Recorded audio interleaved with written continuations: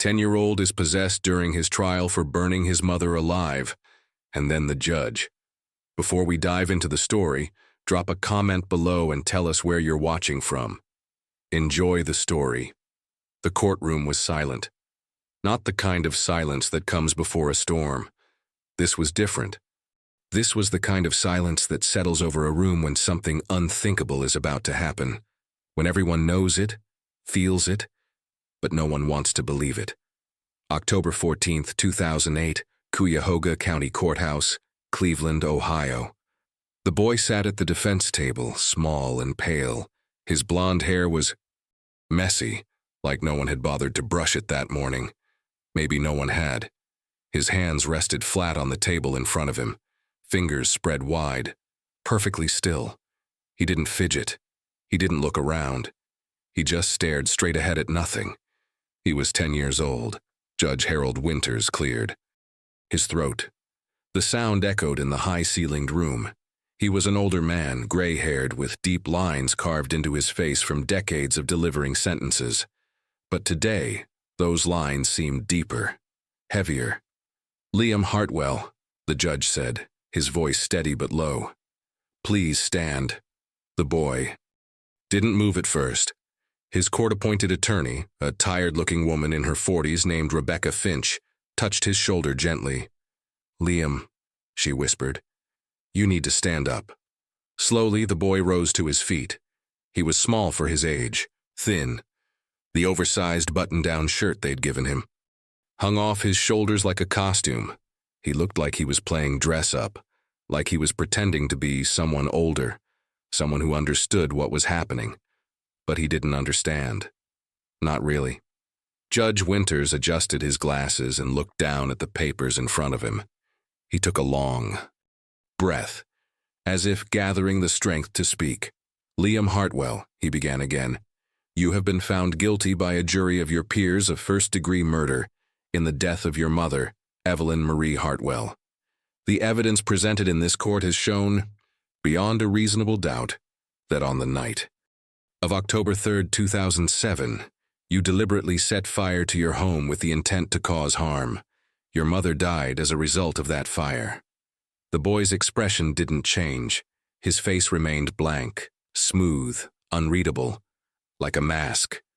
The judge continued, "This court acknowledges your age, but the severity of this crime, the premeditation involved, and the lack of remorse you have shown leave me no choice." Cameras lined the back of the courtroom. News crews from every major network in the country. This case had gripped the nation for months. A 10-year-old boy accused of burning his mother alive. It was the kind of story that people couldn't look away from, even when they wanted to. "I hereby sentence you to life in prison without the possibility of parole." The words landed like a hammer. Life in prison, without parole, a child sentenced to die behind bars. There were gasps from the gallery. A few people whispered to each other. One woman in the front row began to cry softly, but most people just sat there, stunned, unsure how to react. Rebecca Finch closed her eyes and exhaled slowly. She'd known this was coming. She'd warned Liam's aunt, the only family member who'd bothered to show up, but hearing it out loud still felt like a punch to the gut. The boy, though, the boy didn't react, not at first. He just stood there, staring straight ahead with those empty blue eyes. No tears, no anger, no fear, nothing. Judge Winters set down his gavel. "The defendant will be remanded to the custody of the Ohio Department of Youth Services pending transfer to a juvenile detention facility. This court is adjourned." The gavel struck the bench with a sharp crack. And that's when it happened. Two court officers stepped forward to take Liam by the arms. One of them, A.E., heavy-set man with a graying mustache, reached out and placed a hand on the boy's shoulder. Liam flinched. It was a small movement, barely noticeable. But it was there. A sudden jerk, like he'd been burned. His eyes went wide, his breathing quickened. And for the first time since the trial began, something broke through that blank mask. Terror. Pure, raw, animal terror. His legs buckled and he stumbled backward, pulling away from the officer's grip. His mouth opened, but no sound came out. His hands started to shake. He looked around the courtroom wildly, like he'd just woken up from a nightmare and realized it was real. "No," he whispered. His voice was so quiet most people in the room didn't hear it. "No, no, please." The officers moved in, gently but firmly, taking him by the arms. Liam tried to pull away, his small body twisting, his feet sliding on the polished floor. He wasn't strong enough. He was just a child. "Please," he said again, louder this time. His voice cracked. I didn't mean to." "It's okay, son," the officer said, though his tone suggested he didn't believe it. "Come on now, let's go." As they led him toward the side door, Liam turned his head back toward the gallery. His eyes scanned the crowd desperately, searching for something, someone, but there was no one there for him. His aunt sat in the back row, her face buried in her hands. She couldn't even look at him. And then, just before he disappeared through the door, something caught the light. His sleeve had ridden up when the officer grabbed his arm, and there, on the pale skin of his left wrist, was a mark, a scar. It was small, no bigger than a quarter, but distinct, a spiral, twisted and distorted, like it had been burned into his skin with something hot. The edges were raised and discolored, an old wound that had healed wrong. A reporter in the front row saw it. She leaned forward, squinting, and then quickly snapped a photo with her camera. The flash went off. Liam flinched again, and then he was gone, pulled through the door and out of sight. The courtroom erupted. People started talking all at once. Journalists scrambled for their phones.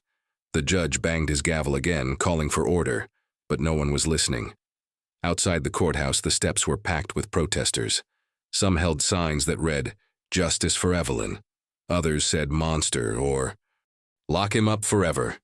A smaller group, maybe a dozen people, held signs that said, "He's just a child and something's wrong here." The news vans were already broadcasting live. Anchors stood in front of cameras, speaking in urgent, clipped tones.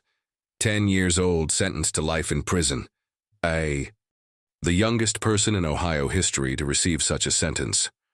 Questions remain about whether justice was truly served today. By that evening, Liam Hartwell's face was on every screen in America. The blank stare, the oversized shirt, the moment of terror as they led him away. And that mark on his wrist, the spiral. No one knew what it meant. Not yet. But people would start asking. And when they did, the answers they found would be far more disturbing than anyone could have imagined. 7 years later, a man sat alone in a cluttered apartment in Brooklyn, New York. His name was Owen Mercer. He was 34 years old, unshaven, wearing a wrinkled t-shirt and sweatpants. Empty coffee cups covered his desk. His laptop screen glowed in the dim light. On the screen was a photograph. Liam Hartwell, age 17, taken inside a juvenile detention facility in Ohio. But he didn't look like the little boy from the courtroom anymore. His face was covered in tattoos, strange symbols, religious imagery, but twisted, wrong somehow. And there, dominating his neck, impossible to miss, the spiral. Owen leaned back in his chair and rubbed his eyes. He'd been staring at this photo for hours. It had leaked online 2 days ago and gone viral immediately. People were horrified, outraged, fascinated. But Owen saw something else. He saw a question. What if everyone had been wrong? He reached for his phone and pulled up an old voice message. He'd listened to it 100 times, but he played it again anyway. A woman's voice, shaky and uncertain. "Mr. Mercer, my name is Sarah Brennan. I was Liam Hartwell's teacher. I need to talk to someone. I saw things. I reported them, but no one listened. And now I can't sleep. I can't. Please, if you're still doing investigative work, please call me back." Owen set the phone down and looked at the photo again. The boy's eyes. Even through the tattoos, even through the years, those eyes hadn't changed. They were empty, haunted, broken. Owen opened a new document on his laptop and typed 2 words. Sentenced to life. He stared at the title for a long moment. Then he started typing. This is the story of Liam Hartwell, a 10-year-old boy convicted of murdering his mother. The case seemed open and shut. The evidence was clear. The jury had no doubt. But what if they were wrong? What if the real monster was never the boy at all? Owen saved the file and closed his laptop. He didn't know it yet, but he'd just started something that would change everything. Something that would tear open old wounds, expose hidden secrets, and force an entire nation to ask itself a single, terrible question.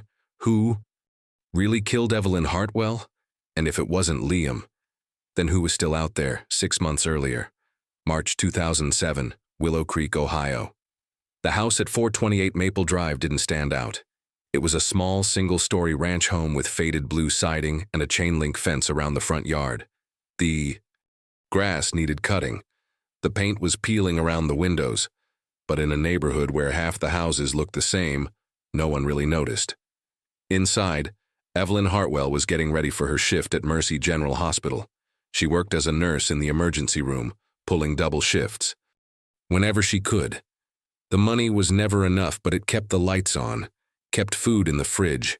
That's what mattered.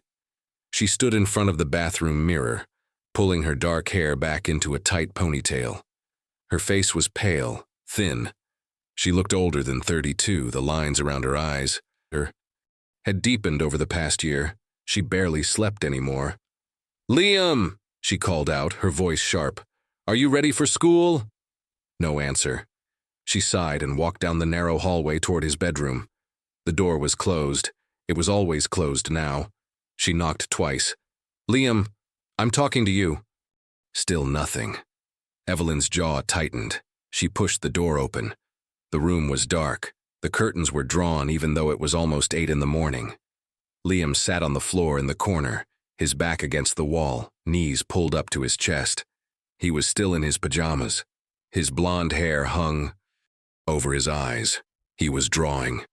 Again. "Liam, what are you doing?" Evelyn's voice had an edge to it now.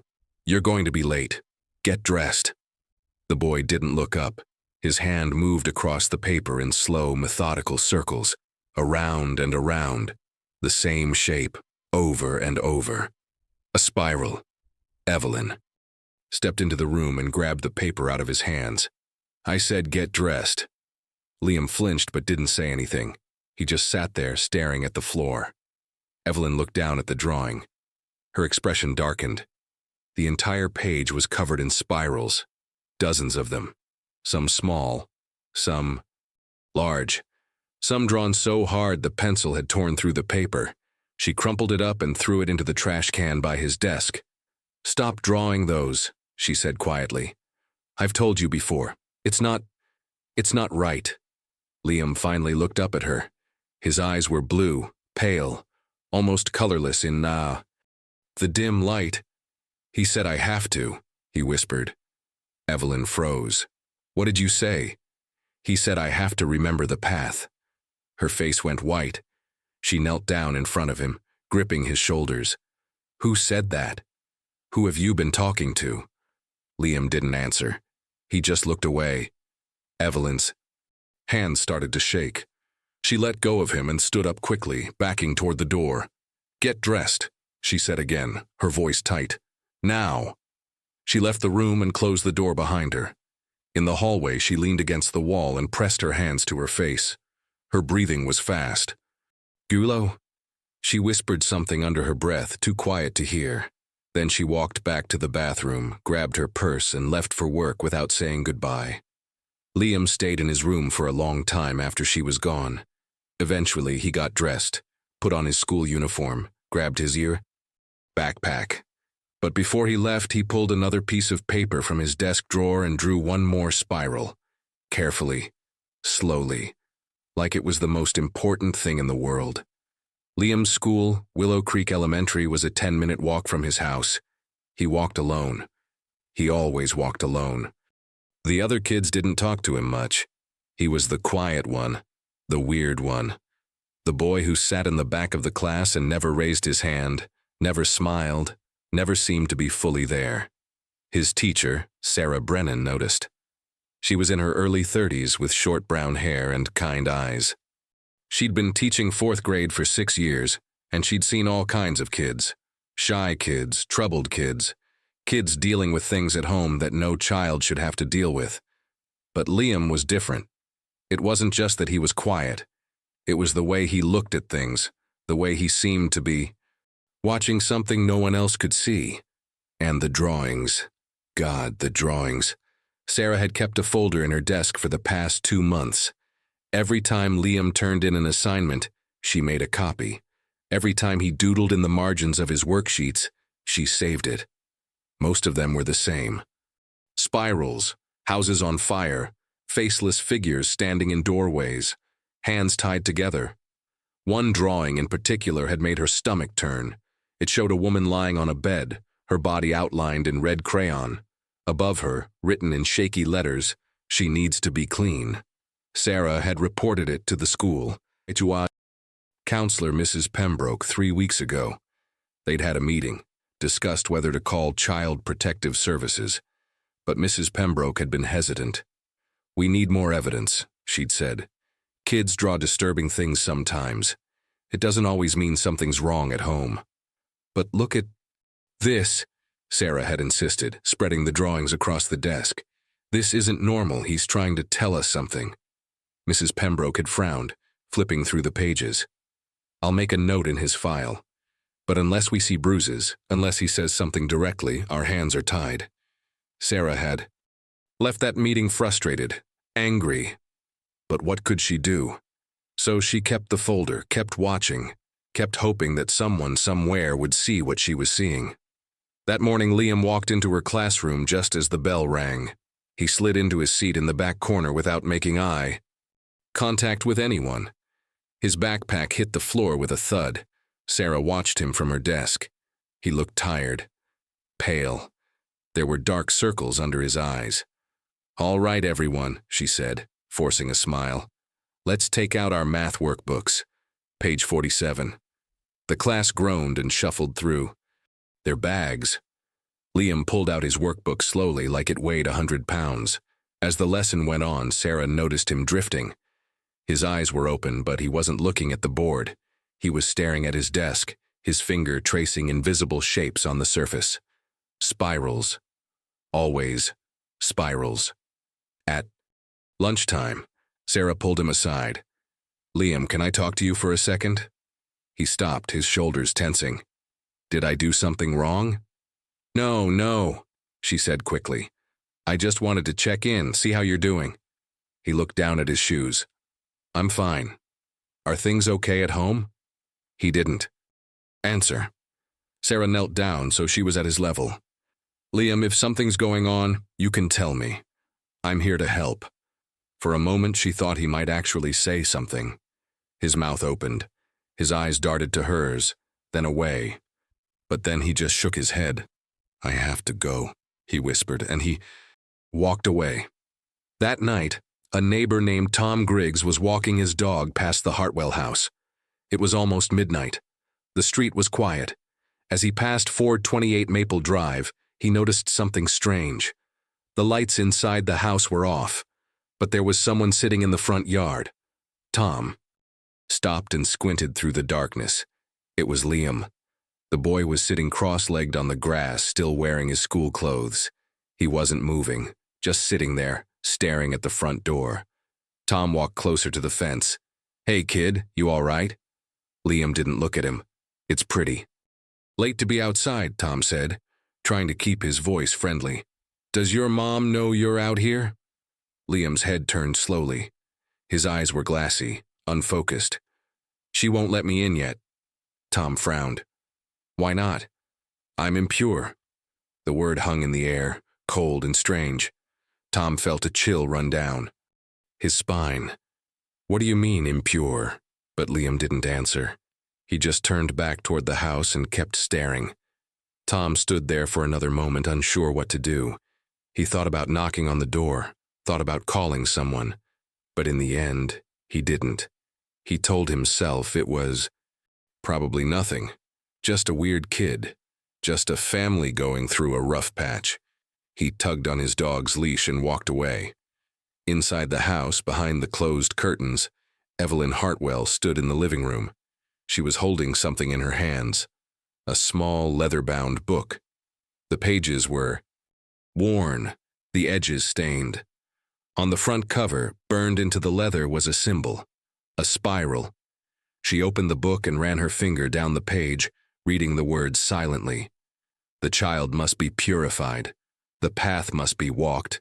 The spiral cleanses all. Her hands were shaking. Outside, Liam sat in the grass, waiting for permission to come back inside, waiting for the burning to stop, waiting for something he didn't understand but knew was coming. April 2007. Sarah Brennan couldn't stop thinking about Liam Hartwell. It had been 3 weeks since their conversation in the hallway, and things had only gotten worse. He was more withdrawn now, more distant. Some days he didn't speak at all. He'd sit in the back of the classroom like a ghost, staring at nothing, his pencil moving across the paper in those same endless circles. Spirals. Always spirals. Sarah had added 6 more. Drawings to her folder, each one more disturbing than the last. One showed a small figure standing in the center of a room, surrounded by flames. The figure had no face, just blank space where the eyes and mouth should have been. Another showed 2 hands pressed together, bound at the wrists with rope.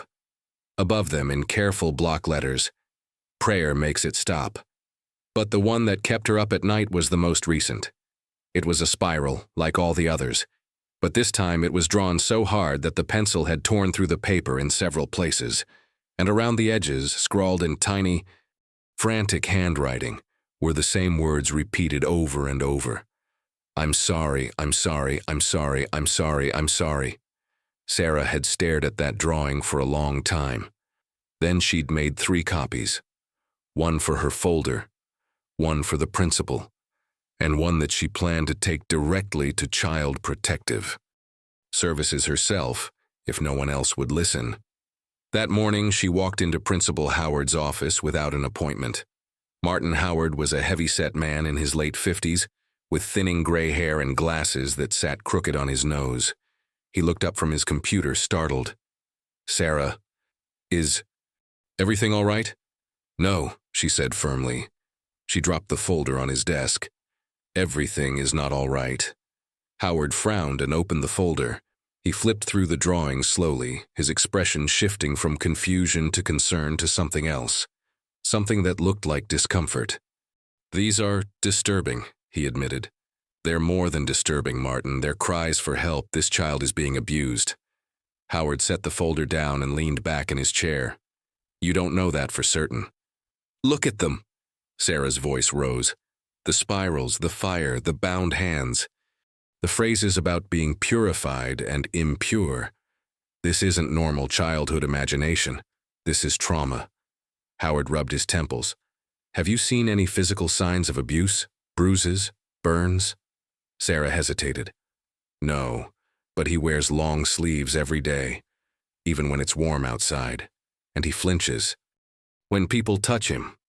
"That's not enough," Howard said quietly. "You know that. We can't make an accusation like this without concrete evidence." "So we just wait?" Sarah's hands were shaking now. "We wait until he shows up with a black eye? Until something worse happens?" Howard's jaw tightened. "I didn't say that. I'm saying we need to be careful. We follow protocol. I'll contact Mrs. Pembroke again. We'll set up another meeting with the mother. See if we can get a better sense of the home situation. We already did that. Evelyn Hartwell didn't show up. Then we'll try again." Sarah stared at him for a long moment. Then she grabbed the folder off his desk.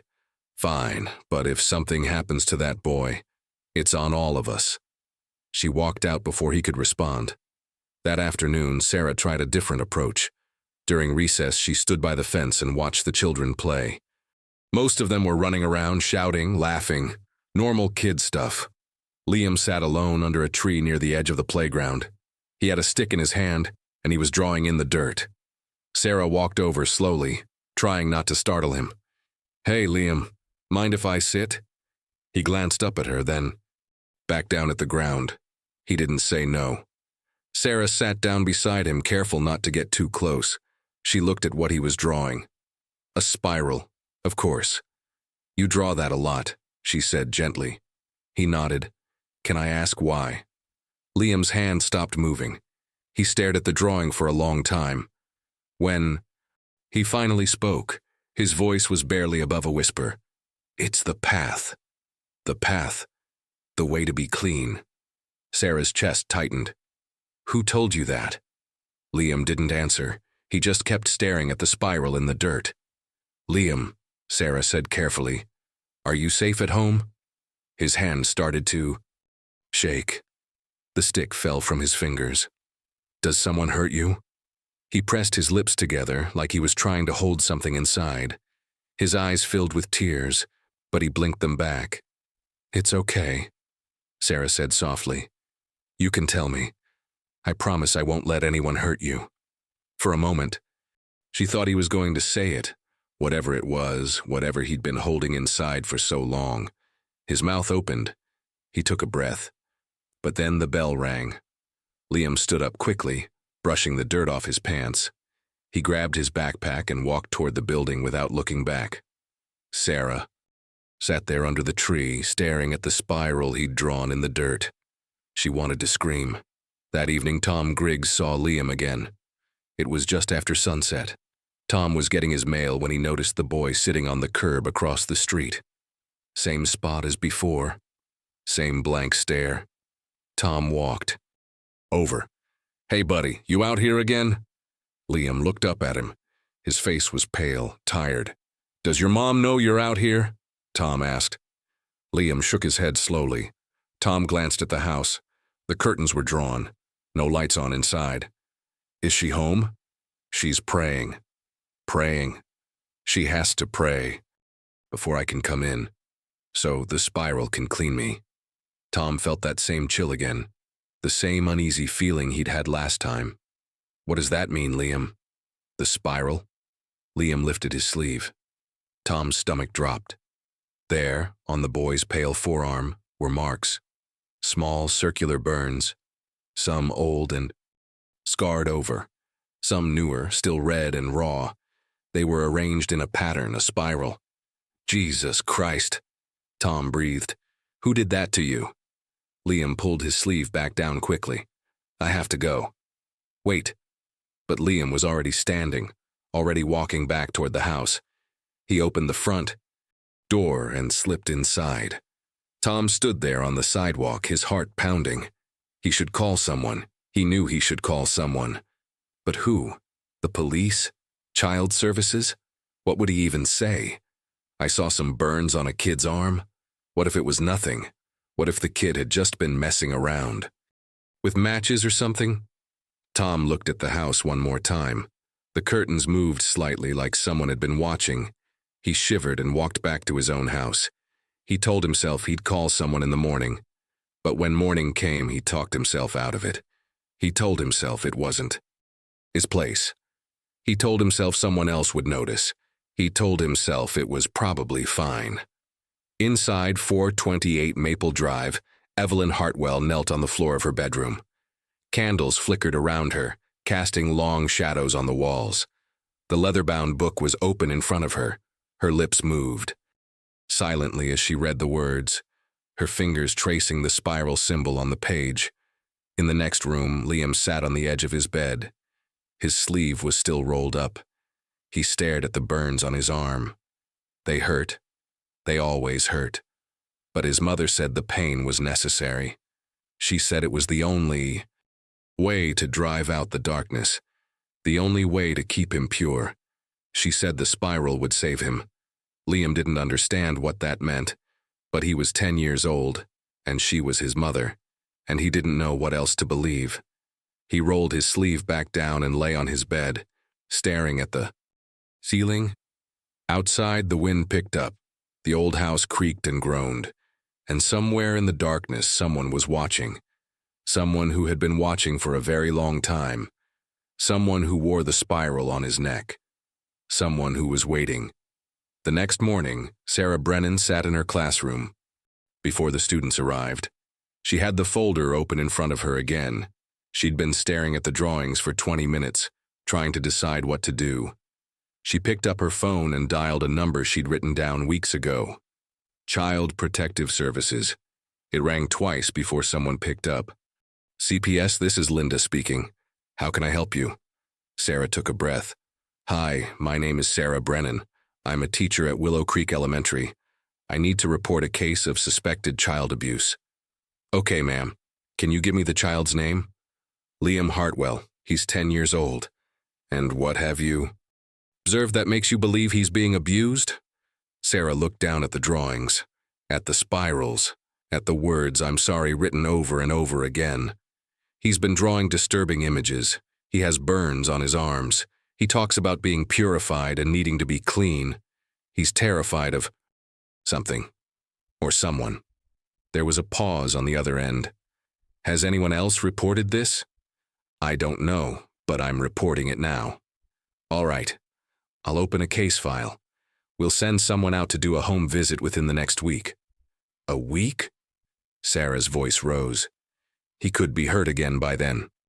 Ma'am, I understand your concern, but we have a process. If you believe the child is in immediate danger, you need to call the police. Sarah closed her eyes. Okay, thank you. She hung up. She sat there for a long time, the phone still in her hand. Then the bell rang, and the students started filing in. Liam walked in last. He didn't look at her, just went straight to his seat and sat down. Sarah watched him the entire class, and she made herself a promise. If no one else was going to help him, she would. She didn't know how yet, but she would find a way. She had to, because if she didn't, something terrible was going to happen. She could feel it. October 3rd, 2007, 11:47 p.m. Tom Griggs was asleep when the screaming started. At first, he thought it was part of a dream. A woman's voice, high and desperate, cut short almost as soon as it began. But then he smelled it, smoke. His eyes shot open. He sat up in bed, heart pounding. The smell was stronger now, acrid and sharp, seeping in through the window he'd left cracked open. He threw off the covers and rushed to the window. Across the street, the Hartwell house was on fire. Oh my God, he breathed.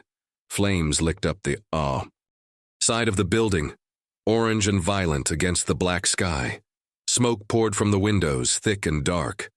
The fire was already spreading fast, too fast, like the whole structure had been soaked in gasoline. Tom grabbed his phone and dialed 911, his hands shaking so badly he almost dropped it. 911, what's your emergency? There's a house on fire, 428 Maple Drive, Willow Creek. Please send someone now. Fire department is on the way, sir. Is anyone inside the house? Tom's stomach clenched. I don't know, I think so. The woman who lives there, and her son. Do not attempt to enter the building, sir. Help is on the way. Tom dropped the phone and ran outside in his bare feet and pajamas. Other neighbors were starting to emerge from their houses, drawn by the smell and the light. Someone was shouting. A dog was barking frantically. Tom ran across the street toward the Hartwell house.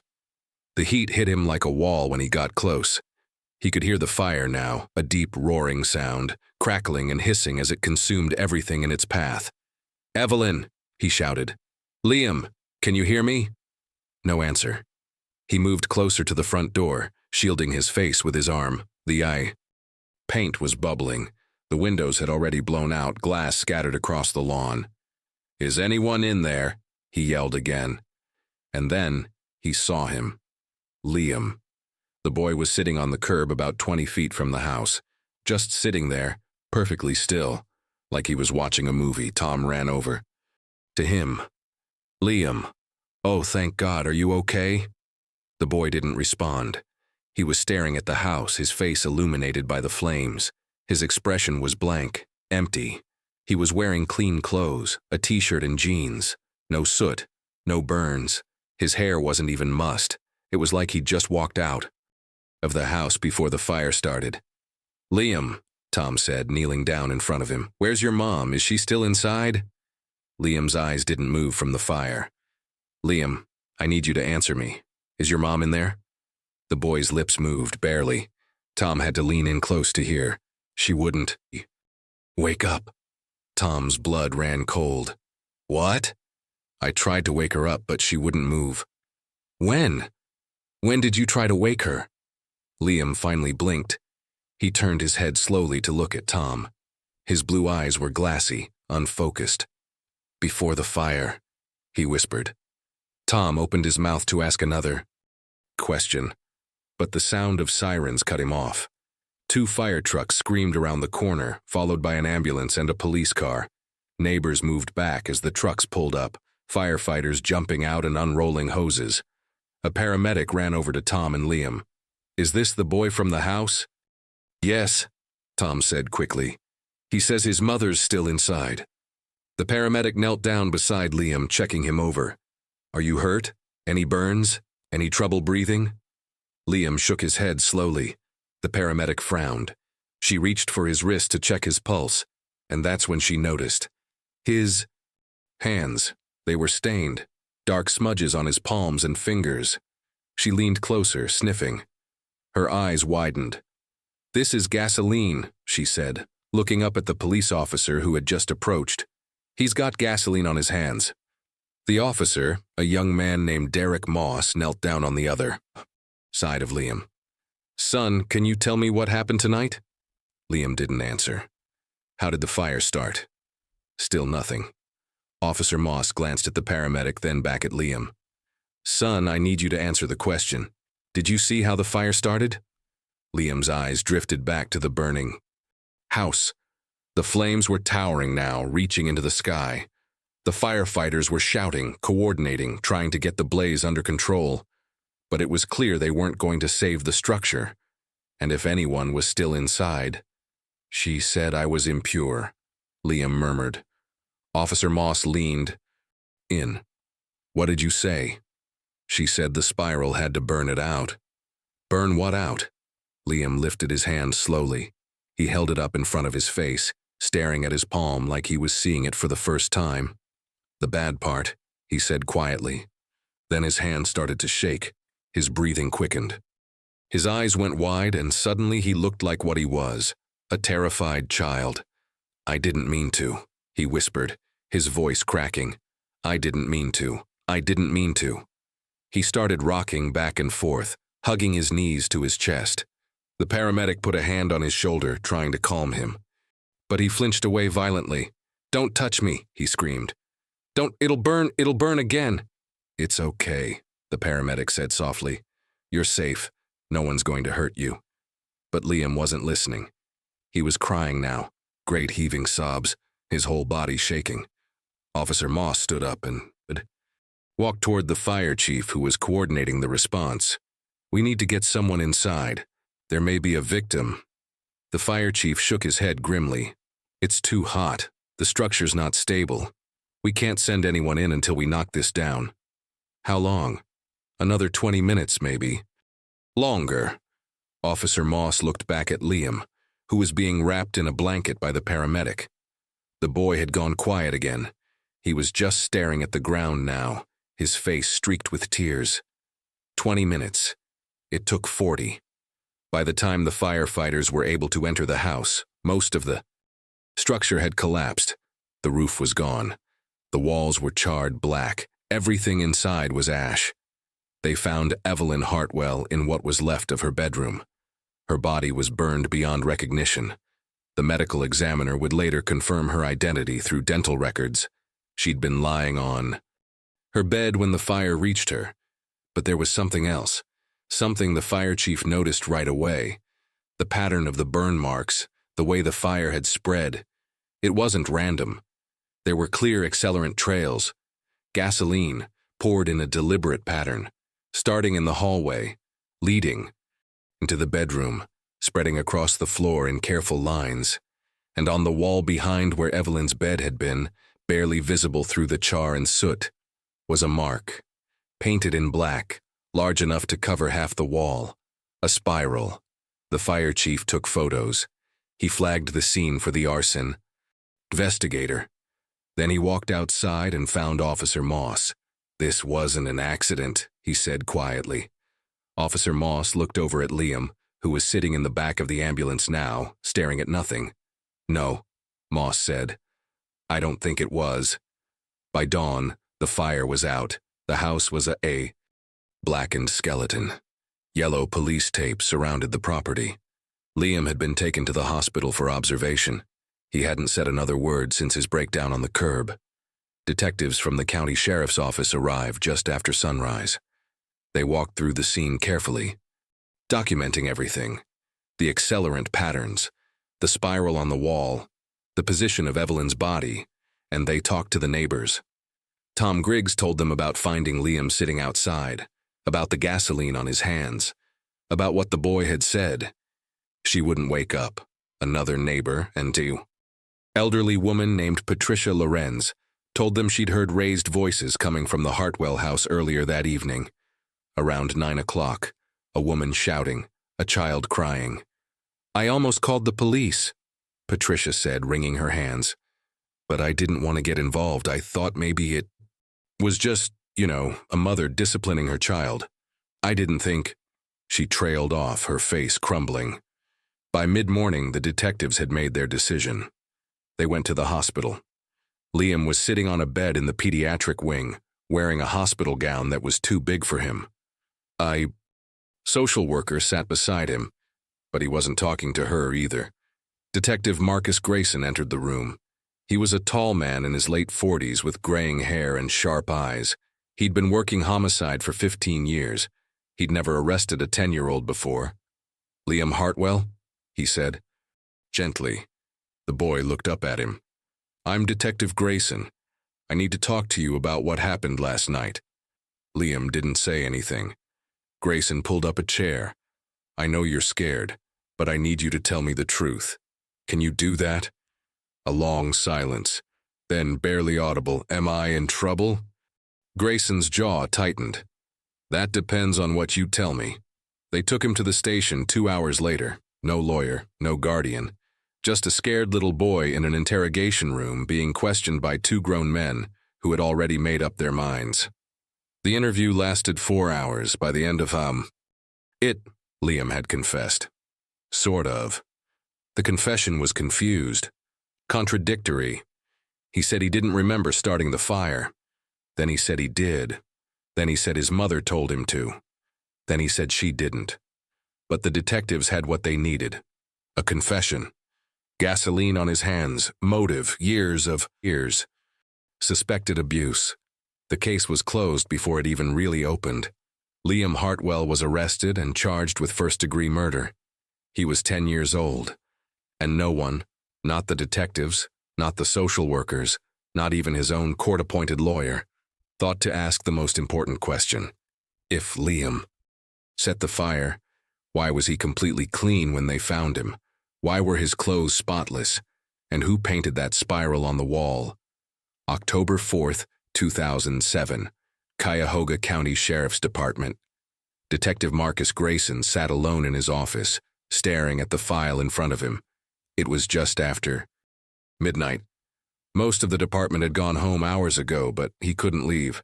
Not yet. Something about this case didn't sit right. He'd been a detective for 15 years. He'd worked murders, assaults, robberies. He'd seen the worst of what people could do to each other. But this was different. A 10-year-old boy, accused of burning his own mother alive. The evidence seemed clear enough. The gasoline on his hands, the accelerant patterns throughout the house, the boy's own confused admission that he'd done something, even if he couldn't quite explain what. But there were things that didn't fit. Grayson flipped through the medical examiner's preliminary report. Evelyn Hartwell's body had been found in her bedroom, on the bed. Cause of death, smoke inhalation, and thermal injuries. She'd been alive when the fire started, but she hadn't tried to escape. There were no signs. She'd gotten up, tried to reach the door, tried to get out. She'd just stayed there like she was asleep, or unconscious, or already dead in some other way. Grayson made a note. Toxicology screen. Priority. He moved to the next section of the file. Photos of the scene. The burned-out shell of the house, the charred bedroom, and that mark on the wall, the spiral. It was large, maybe 4 feet across, painted in thick black strokes. The fire had damaged it, but it was still visible, still recognizable. Grayson had asked the fire investigator about it. Could the kid have painted that? The investigator had shrugged. I mean, maybe, if he had time. But look at the placement.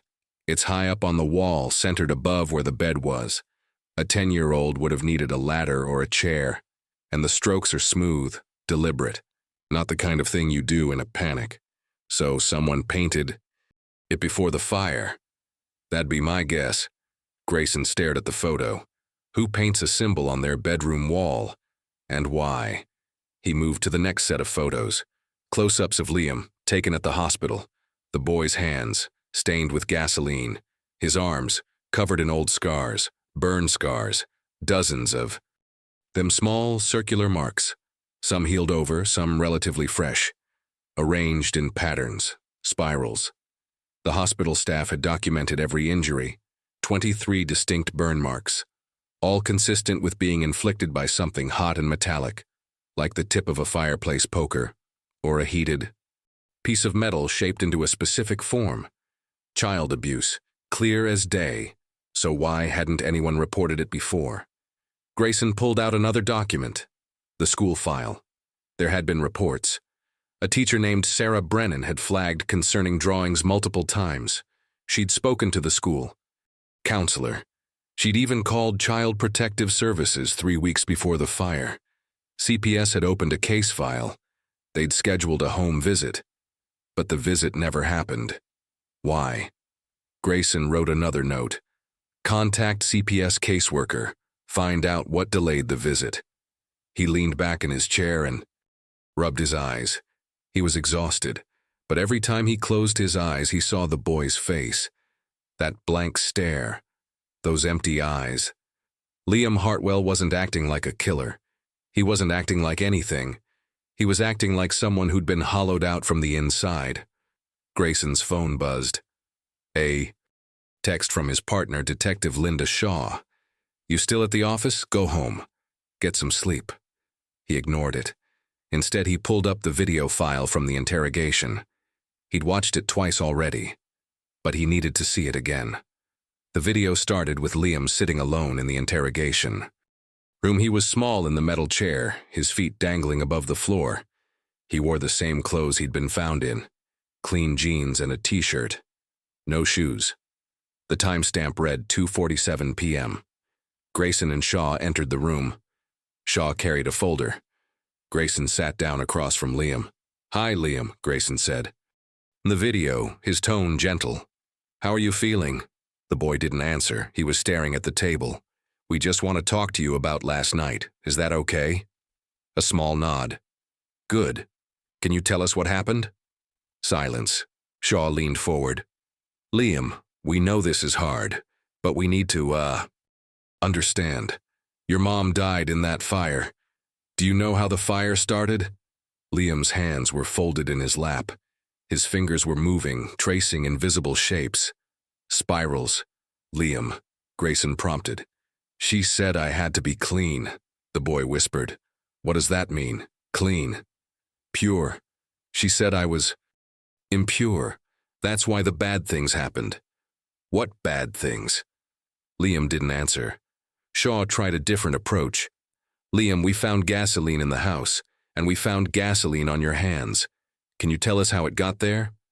The boy's face crumpled. He looked like he might cry. I don't remember. You don't remember, or you don't want to tell us. Yeah, I don't remember. Grayson leaned in. Liam, it's very important that you tell us the truth. Did you start the fire? A long pause. Then, so quietly it was almost inaudible. I think so. You think so, or you know so? I don't know, I don't remember it right. What do you remember? Liam's breathing quickened. His hands started to shake. She was on the bed. She wouldn't wake up. I tried to wake her, but she just laid there. And then what? Then the fire. How did the fire start, Liam? I don't know. Did you light a match? Did you use a lighter? I don't know. The boy's voice cracked. He started rocking back and forth in his chair, his hands pressed against his temples. It's okay, Shaw said quickly. We're not angry. We just need to understand. But Liam wasn't listening anymore. He was crying now, his whole body shaking. And then the video did something strange. It skipped, just for a second. A brief flicker, and then it resumed. When it came back, Liam was calmer, quieter. His eyes were red, but he wasn't crying anymore. And Grayson was saying something different. If you tell us what happened, Liam, things will be easier for you. You'll go to a better place, somewhere safe, with toys and books and other kids. But you have to tell us the truth. Did you start the fire? Liam looked up at him. His expression was empty again. Yes, he whispered. You started the fire? Yes. How? I poured the gasoline like she told me. Grayson and Shaw exchanged a glance. Your mom told you to pour the gasoline? Liam nodded. Why would she tell you to do that? She said it was part of the purification. She said the fire would clean us both. She said we'd be free. Shaw wrote something in her notebook. And then what happened? She laid down on the bed. She said to wait. She said to light it when the spiral was complete. The spiral? Liam lifted his hand and traced a shape in the air. A spiral. On the wall, he said quietly. It was already there. She painted it before? And you lit the fire? A pause, then, I think so. You think so? I don't remember lighting it, but it started, and she didn't wake up. Why didn't you try to help her? Liam's face went blank again. She said not to. She said if I'd tried to stop it, the bad would stay inside. Me forever. The video ended there. Grayson paused the playback and stared at the frozen image of Liam's face. The boy wasn't lying. At least Grayson didn't think he was, but he wasn't telling the whole truth either. Something had happened in that house. Something more than what the boy was saying. Grayson made another note. Why was Evelyn unconscious before the fire? Did she take something? Was she drugged? He stood up and walked to the window. Outside, the parking lot was empty. The city was quiet. But inside his head, the questions were getting louder. If Evelyn told Liam to start the fire, was it murder or was it assisted suicide? And if it was suicide, why involve the child? Unless she wasn't the one who told him. Grayson's phone buzzed again. Another text from Shaw. Toxicology came back. Evelyn had high levels of sedatives in her system, enough to knock her out for hours. Grayson's stomach clenched. So she was unconscious, which meant she couldn't have told Liam to start the fire, which meant someone else did. He grabbed his jacket and headed for the door. He needed to talk to Liam again. But when he got to the holding area where the boy was being kept, a social worker stopped him. He's asleep, she said. Finally. Poor kid's been awake for almost 30 hours. Grayson looked through the small window in the door. Liam was curled up on a cot, wrapped in a thin blanket. He looked even smaller than before. Let him rest, the social worker said. You can talk to him in the morning. Grayson nodded slowly, but as he turned to leave, something caught his eye. On the wall beside Liam's cot, barely visible in the dim light, the boy had drawn something with his finger in the dust. A spiral. The next morning, the media got hold of the story. By 8 a.m., news. Vans were parked outside the sheriff's department. Reporters shouted questions at anyone who walked by. Cameras flashed. Microphones were shoved in people's faces. Is it true a 10-year-old confessed to murder? What kind of sentence is he facing? Was this premeditated? Inside, the department was in chaos. The phones rang non-stop. The sheriff held an emergency press conference. He stood at a podium, grim-faced, and read a prepared statement. Yesterday, we arrested a juvenile suspect in connection with the death of Evelyn Hartwell. Due to the age of the suspect, we will not be releasing their name or photograph at this time. The investigation is ongoing. Is it true the suspect is the victim's son? A reporter shouted. The sheriff's jaw tightened. I cannot comment on the relationship between the victim and the suspect. But it didn't matter. The story was already out. By noon, it was national news. 10-year-old charged with murdering mother in house fire child killer. Ohio boy confesses to arson. Murder the face of evil. Inside the mind of a child murderer. The headlines got worse from there. Public opinion turned fast. People were outraged, horrified. How could a child do something like this? What kind of monster was he? But there was a smaller group, much smaller, that asked different questions. Where was the father? Why were there burn scars all over the boy? Why had CPS been called, and why hadn't they acted? Sarah Brennan saw the news while she was making breakfast. She dropped her coffee mug. It shattered on the floor, but she didn't even notice. She grabbed her phone and called the sheriff's department. I need to speak to whoever's in charge of the Liam Hartwell case, she said, her voice shaking. I have information, important information. I tried to report the abuse months ago. No one listened. The receptionist put her on hold. Sarah waited, her heart pounding. But when someone finally picked up, it wasn't a detective. It was a public relations officer. Ma'am, we appreciate your concern, but we cannot discuss an ongoing investigation. If you have information, you can submit it in writing. You don't understand, Sarah said desperately. That boy was being abused. I reported it. I have drawings, documentation. Please submit your information in writing. Thank you. The line went dead. Sarah stood there staring at her phone. She wanted to scream. Instead, she went to her desk, pulled out the folder she'd been keeping, and started making copies of everything, every drawing, every report, every note she'd ever made. She didn't know what she was going to do with them yet, but she wasn't going to let them disappear. Not this time. October 5th, 2007, Cuyahoga County Sheriff's Department. The interrogation room was cold. Liam could feel it through the thin t-shirt they'd given him at the hospital. He sat in the metal chair, his feet dangling above the floor, his hands folded in his lap.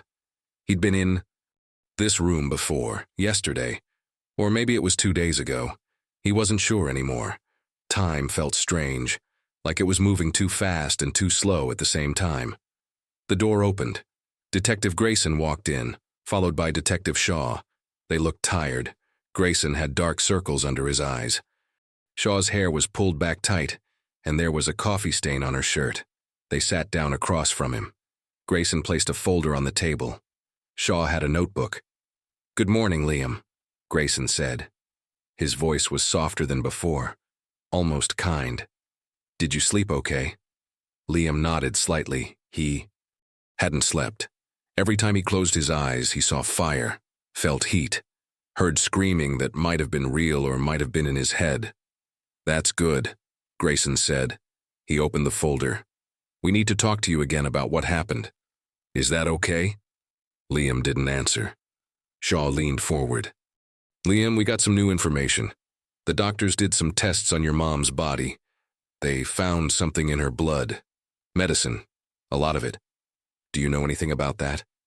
Liam stared at the table. There was a scratch in the metal. Someone had carved something into it. He traced it with his eyes. A line. Curved. Almost like... "Liam?" Shaw's voice pulled him back. "Did your mom take medicine that night?" "She took medicine every night," he whispered. "What kind of medicine?" "I don't know. Pills. From the bathroom." "Did you see her take pills that night?" Liam tried to remember. That night felt far away now, like it had happened to someone else. "She made me take some too," he said quietly. Grayson's eyes sharpened. "She made you take pills. She said they'd help me sleep. She said I needed to rest before what?" Liam's hands started to shake. He pressed them, flat against his thighs, trying to make them stop. "Before the purification." Shaw exchanged a glance with Grayson. "What does that mean, Liam? Purification?" "It's when the spiral cleans you, when the fire burns away the bad parts. Did your mom tell you that?" Liam nodded. And did she tell you? To start the fire? A pause. Liam's breathing quickened. I don't know. Grayson leaned back in his chair. He was watching Liam carefully. You told us yesterday that she did. You said she told you to pour the gasoline. I don't remember saying that. But you did say it. We have it on video. Liam looked up at him, confused. I did? Yes, you said your mom told you to pour gasoline in the house and light it. You said it was part of a purification. Liam's face crumpled. I don't remember. You don't remember her telling you? Or you don't remember starting the fire? I don't remember any of it, right? Liam's voice broke. He was starting to cry now, tears running down his pale cheeks. I don't know what happened. I don't know. Shaw pulled a tissue from her pocket and slid it across the table. It's okay, Liam. Take a breath. But Liam couldn't breathe. His chest felt tight. His hands were shaking so hard now he couldn't control them. I just wanted her to wake up, he sobbed. I tried to wake her up, but she wouldn't move. And then everything was hot. And I was outside. And I don't know how I got there. Grayson's expression softened slightly. Liam, I know this. I know. Is hard. But I need you to try to remember. Before the fire started, was there anyone else in the house? Liam froze. His crying stopped abruptly. His eyes went wide. Liam, Grayson prompted. Was someone else there? The boy's mouth opened, but no sound came out. Who was there, Liam? I'm not supposed to say. Why not? He said if I told, the burning would never stop. Shaw leaned forward urgently. Who said that? Who's he? Liam pressed his hands over his ears. I can't say. He'll know. Liam, no one can hurt you here. You're safe. But we need to know who else was in the house. Liam rocked back and forth in his chair, shaking his head. He's always there. He's always watching. Even now. He can see me. Grayson stood up quickly. I need a break. 5 minutes. He left the room. Shaw followed. In the hallway, Grayson turned to her. There's someone else involved. The boy's terrified of them. Shaw nodded. But he won't tell us who, and without a name, we've got nothing. We need to dig deeper into the mother's background. See if there was a boyfriend, a partner, someone in her life who had access to the house. I'll pull her phone records, see who she was in contact with. Grayson glanced back at the interrogation room. Through the small window in the door, he could see Liam still sitting there, rocking back and forth, his hands over his ears. We're missing something, Grayson said quietly. That kid didn't act alone. I don't care what he confessed to, but when they went back inside, something had changed. Liam had stopped rocking. He was sitting perfectly still now, his hands folded in his lap. His face was blank again, empty. Liam, Shaw said carefully, are you okay? The boy didn't respond. Grayson sat down. Liam, you said someone else. Someone was there. Can you tell us more about that? No one was there. Grayson frowned. But you just said, I was confused. I was wrong. No one was there. Just me and my mom. Liam, I started the fire. I did it. I'm sorry. Shaw's eyes narrowed. What happened in the 5 minutes we were gone? Liam didn't answer.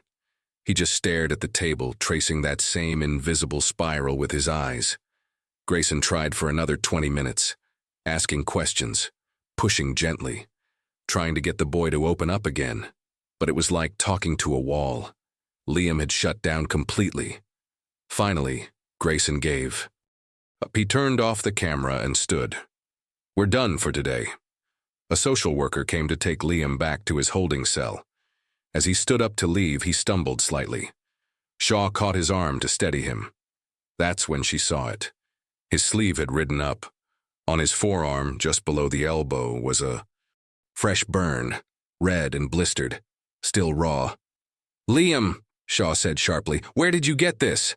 The boy pulled his arm away quickly, yanking his sleeve down. I don't know. This is new. This happened in the last day or two. Who burned you? No one. Liam, no one! His voice rose, panicked. Did it to myself. I always do it to myself. Shaw looked at Grayson, alarm in her eyes. But before either of them could say anything else, Liam was gone, led away by the social worker. 7 years later, Brooklyn, New York. Owen Mercer rewound the interrogation video for the third time.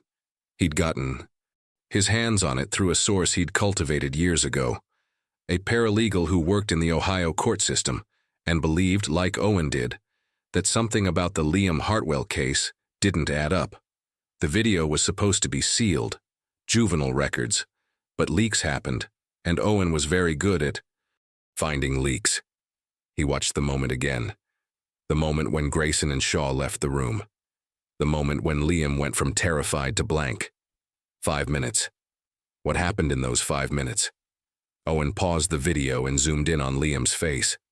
The boy's eyes were unfocused, distant, like he was looking at something far away or listening to something. Owen made a note. Was there a window in that room? Could someone have communicated with him from outside? He pulled up the floor plan of the Sheriff's Department interrogation wing. The room had no windows, solid walls, soundproof. So how did someone get to him? Unless they didn't need to be physically present.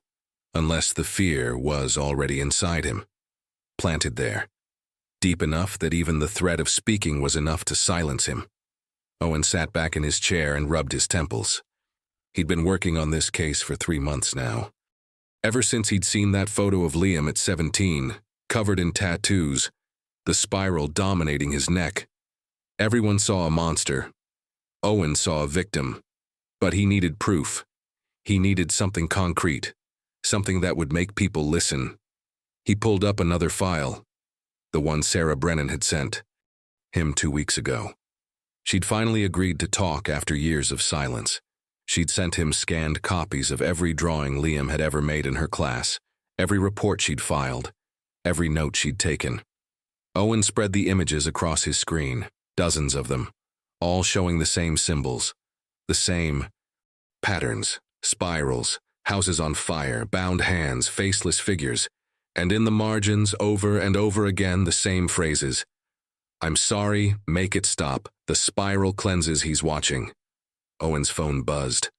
A text from an unknown number. Stop digging. You don't know what you're dealing with. He stared at the message for a long moment. Then he deleted it. Someone didn't want him looking into this, which meant he was getting close. He pulled up his podcast recording software and hit the record button. This is Owen Mercer, he said into the microphone. And this is episode 1 of Sentenced to Life, the Liam Hartwell story. He paused, gathering his thoughts. In October 2007, a 10-year-old boy was convicted of murdering his mother in one of the most disturbing cases in Ohio history. The evidence seemed overwhelming. The confession was on tape. The case was closed. Another pause. But what if everything we thought we knew was wrong? What if the real killer was never caught? What if the boy everyone called a monster was just a victim who never had a chance to tell the truth? Owen stopped recording and saved the file. He didn't know where this was going to lead, but he knew one thing for certain. Someone out there knew what really happened that night, and Owen was going to find them, even if it destroyed him in the process. Back in Ohio, in a juvenile detention facility, Liam Hartwell sat on his bunk in the darkness. He was 17 now, taller, thinner, covered in tattoos he didn't remember getting. But the nightmares were the same. Every night he dreamed of fire. Every night he heard the voice, the one that told him to be quiet, to confess, to take the blame. The voice that promised if he said anything, anything at all, the burning would never stop. Liam traced his finger along the spiral tattooed on his neck, and he wondered if anyone would ever believe him, if anyone would ever know the truth. April 2015, Maplewood Juvenile Detention Center, Ohio. Liam Hartwell turned 17 3 weeks ago. No one celebrated. No one even mentioned it. Birthdays didn't mean much in a place like this. He stood in front of the small mirror in his cell, staring at his reflection. He barely recognized the person looking back at him. The blonde hair was darker now, longer. His face had lost the softness of childhood. His cheekbones were sharp, his jaw defined. He looked older than 17, like someone who'd lived several lifetimes. But it was the tattoos that made him look like a stranger. They covered his neck, crept up the sides of his face, wrapped around his forearms. Strange symbols, religious imagery twisted into something unrecognizable. A crown of thorns that looked more like barbed wire. Hands pressed together in prayer, but the fingers were bent at unnatural angles. Words in Latin he didn't understand.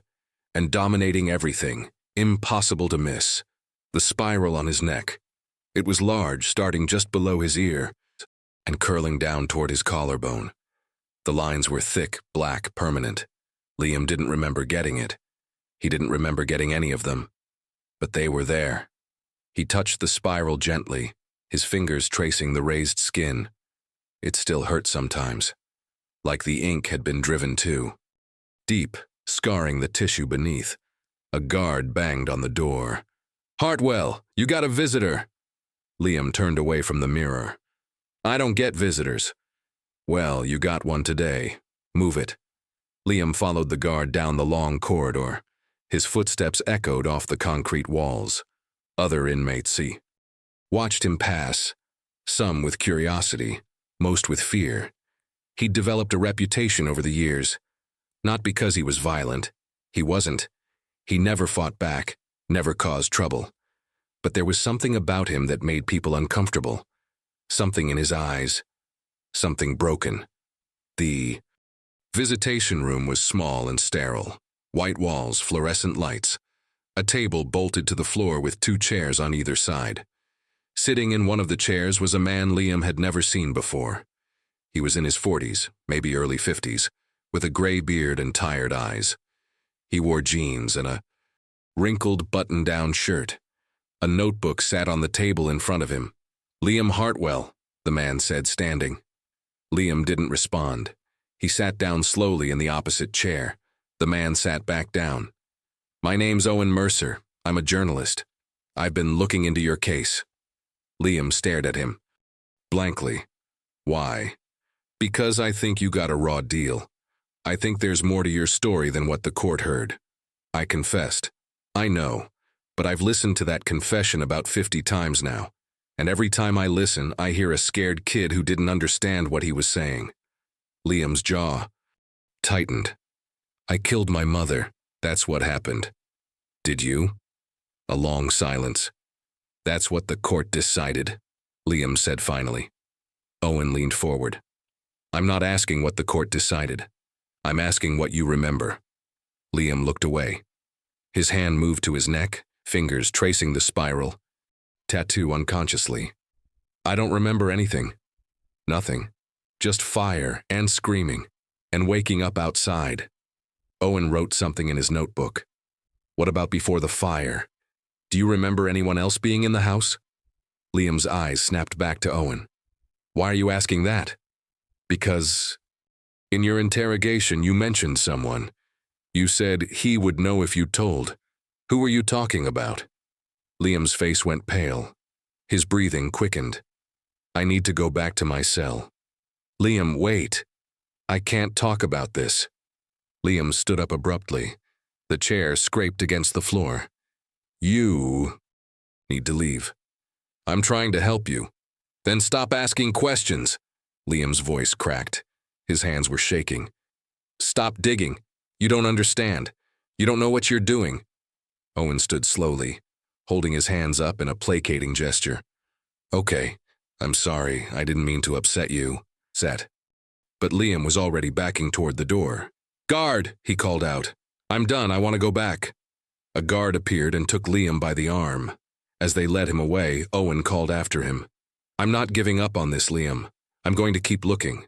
And if you change your mind, if you want to, Doc, you know where to find me." Liam didn't respond. He disappeared through the door and it locked behind him with a heavy clang. Owen sat back down at the table and stared at his notebook. He'd rattled the kid. That much was obvious. But why? What was Liam so afraid of? 2 days later, the photo leaked. No one knew who took it.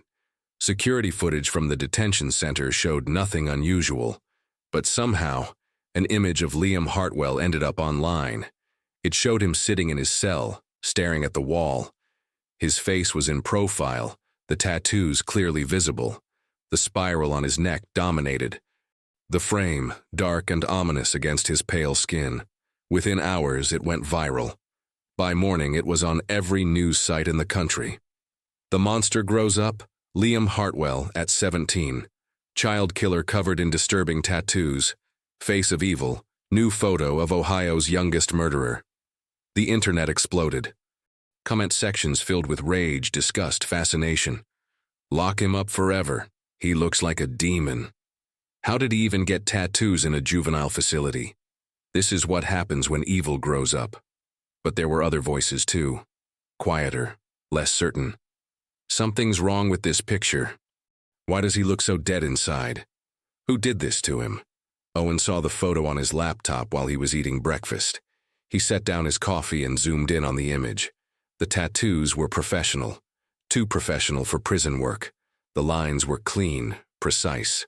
Someone with real skill had done this, and that spiral on Liam's neck? It wasn't just a tattoo. It was a brand, a mark of ownership. Owen pulled up his phone and called the detention center. Maplewood Juvenile Detention, how can I help you? Hi, my name's Owen Mercer. I'm a journalist. I visited one of your inmates 2 days ago, Liam Hartwell. I'm calling to inquire about how he obtained his tattoos. I can't discuss the details of an inmate's file, sir. I'm not asking for his file. I'm asking a simple question. How does a minor in your facility end up covered in tattoos? A pause. I'll need to transfer you to our public affairs office. That's fine. He was transferred 3 times. Each person gave him the same answer. We cannot comment on ongoing internal investigations. Internal investigations. So they knew something was wrong. Owen hung up and immediately started digging. He called sources. He searched public records. He filed Freedom of Information Act requests. Within a week, he had a name. Cyrus Malik, a former inmate who'd served time at Maplewood for armed robbery. He'd worked in the facility's maintenance department for 6 months before being released on parole. And according to multiple sources, he was a tattoo artist on the outside. Owen tracked down an address, a small apartment in Cleveland, about 40 minutes from the detention center. He showed up unannounced. Cyrus Malik opened the door with a cigarette hanging from his lips. He was a large man, heavily tattooed himself, with a shaved head and a scar running down the left side of his face. Can I help you? His voice was rough, suspicious. My name's Owen Mercer. I'm a journalist. I'm investigating the case of Liam Hartwell. I believe you may have tattooed him while you were working at Maplewood. Cyrus's expression darkened. I don't know what you're talking about. I have records showing you worked there. I have testimony from other inmates who say you were doing tattoo work inside the facility. That's illegal. I know, which is why I'm not here to get you in trouble. I just want to know who paid you. Cyrus took a long drag from his cigarette. You should leave. Someone paid you to mark that kid. I know they did. And I think you know who. Cyrus stared at him for a long moment. Then he stepped back and opened the door wider. Get inside. Now. Owen hesitated, then walked in. The apartment was small and cluttered. Tattoo equipment covered a table in the corner.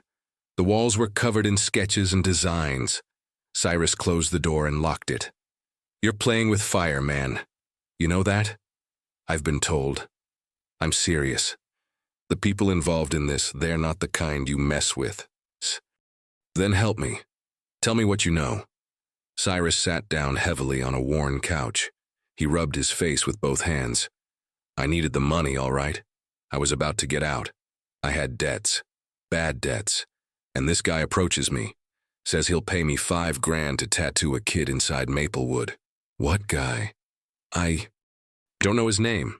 Tall, maybe 6'2", 6'3". Had a scar on his jaw right here. Cyrus pointed to the right side of his face.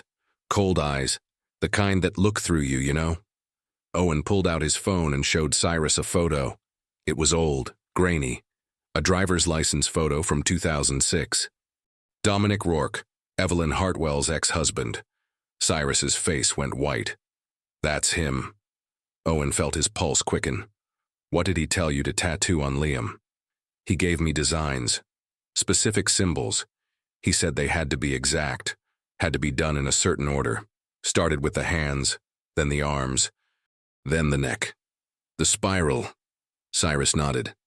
That was the last one. He said it was the most important. Said it had to be perfect. Why? What's it mean? I don't know, man. I didn't ask. I just did the work and took the money. Owen leaned forward. Did he say anything else? Anything about why he wanted Liam marked like that? Cyrus was quiet for a long moment. Then quietly, he said the kid belonged to him. Said the marks were to make sure he never forgot. Owen felt sick. Did you ever see him again after that? No. He paid me in cash and disappeared. But what? A few months. Later I heard he was looking for someone else, another tattooist, someone who could do work on the outside. He's still active? I think so. And if he finds out you're digging into this? Cyrus trailed off. Just be careful, man. That's all I'm saying. Owen stood up. Thank you. This helps. As he turned to leave, Cyrus called after him. Hey, that kid, Liam, is he okay? Owen paused. No, he's not. Cyrus looked away. Yeah, I didn't think so. That night, Owen sat in his apartment and recorded a new episode. But just as he was about to upload it, something else leaked online. An audio file. It was 40 seconds long. Recorded inside Maplewood Detention Center. Someone had hidden a recording device. Or maybe a guard had leaked it. The audio quality was poor, muffled, but the voice was unmistakable. It was Liam, and he was screaming. I didn't want to. I didn't want to. Please, stop. Please, it's burning. Oh God, it's burning. Make it stop, please. Sobbing, gasping for air, the sound of someone breaking apart. Then, abruptly, silence. The audio ended. Owen listened to it 3 times, his hands shaking. Within an hour, it was everywhere. Twitter, Reddit, YouTube. The comments section exploded again. But this time, the tone was different. This doesn't sound like a monster. This sounds like someone in pain. What's happening to him in there? Why isn't anyone helping him? Owen saw hashtags starting to trend. What really happened? Justice for Liam. Nassi sentenced to life. The tide was starting to turn. Not completely. Not yet. But people were starting to ask questions, and Owen was going to make sure they got answers. May 2015, Brooklyn, New York. Owen Mercer sat in his apartment at 3 in the morning, staring at his laptop screen. He'd been editing audio for 6 hours straight. His eyes burned, his back ached. Empty coffee cups littered his desk. But he couldn't stop. He had something. Finally, after months of dead ends and closed doors, he had something real. The leaked audio of Liam screaming had changed everything within 48 hours. Owen's website traffic had increased by 3,000%. His email inbox was flooded. Interview requests, tips, people offering information they'd been too afraid to share before. The case was cracking open, and Owen was going to be the one to break it wide. He pulled up his podcast recording software and opened a new project file. He'd already recorded the first 3 episodes. Now he needed to structure them, create a narrative arc that would hook listeners and keep them coming back. Episode 1. The verdict, the trial, the conviction, the public outcry. Episode 2. Before the fire. Evelyn Hartwell's life, the abuse, the warning signs everyone ignored. Episode 3. The interrogation, the confession that never made sense. Owen saved the project and titled it, Sentenced to Life, the Liam Hartwell Story. Then he uploaded episode 1. By morning, it had 500 downloads. By the end of the week, 50,000. The first person to reach out was Margaret Finley. She'd been the social worker assigned to investigate Liam's case 3 months before the fire. She'd filed the report that recommended his immediate removal from Evelyn's custody. The report that had been buried. Owen called her back within an hour of receiving her message. "Ms. Finley, this is Owen Mercer. Thank you for reaching out." Her voice was older, tired. "I heard your podcast. I couldn't sleep after listening to it." "Why not?" "Because I failed that boy. We all did." Owen grabbed his notebook. "Can you tell me what happened? Why wasn't Liam removed from the home?" Margaret took a shaky breath. "I did everything by the book. I visited the house. I documented the burns on his body. I found Evelyn's journal. She was writing about purification rituals and cleansing the impure. I photographed everything. I submitted a 14-page report recommending immediate removal and a full criminal investigation. And it went to Family Court Judge Donald Kershaw. He reviewed it and decided there wasn't enough evidence to warrant emergency removal. He said burns could have been accidental. He said the journal could have been creative writing. He said we needed more before we could separate a child from their mother." Owen wrote furiously. "Did you appeal?" "I tried. I went over his head. I contacted my supervisor, requested a second review. But by the time the paperwork made it through the system," she trailed off. "The fire happened." "Yes." Her voice broke. "I got the call at 6 in the morning. They told me Evelyn Hartwell was dead, and her son had been arrested for murder. And all I could think was, I could have stopped this. It wasn't your fault, wasn't it?" Margaret's voice was bitter. "I saw the signs, I documented them, and I let a judge who'd never met that child decide his fate from behind a desk." Owen hesitated, then asked the question he'd been building toward. "Ms. Finley, in your investigation, did you find any evidence of another person involved? A boyfriend, a partner, anyone else who had access to Liam?" A long pause. "There was a name in Evelyn's journal, not a full name. Just D. She wrote about him often. D says the spiral will save us. D performed the purification ceremony. D knows the path. I tried to find out who D was, but Evelyn wouldn't tell me. She said I wouldn't understand, that I was part of the impure world. Did you include that in your report?" "Yes, but Judge Kershaw said it wasn't enough. Could have been a priest, a therapist, a friend. Without a full name or address, we couldn't pursue it." Owen's hand was cramping from writing so fast. "Do you still have your notes, your personal files?" "I kept everything. I couldn't bring myself to throw it away." "Would you be willing to share them with me?" Another pause. "If it helps that boy, yes, I'll send you everything I feel." "Thank you, Miss Finley. This means—" "Don't thank me," she interrupted. "Just find out what really happened. Please." The notes arrived 2 days later, a thick manila envelope stuffed with photocopies. Margaret had kept meticulous records, photographs of Liam's burns, transcripts of her interviews with Evelyn, copies of the journal entries, and most importantly, a handwritten list of people Evelyn had been in contact with in the months before the fire. One name jumped out. Dominic Rourke, ex-husband, left 2006, whereabouts unknown. Owen pulled up every database he had access to.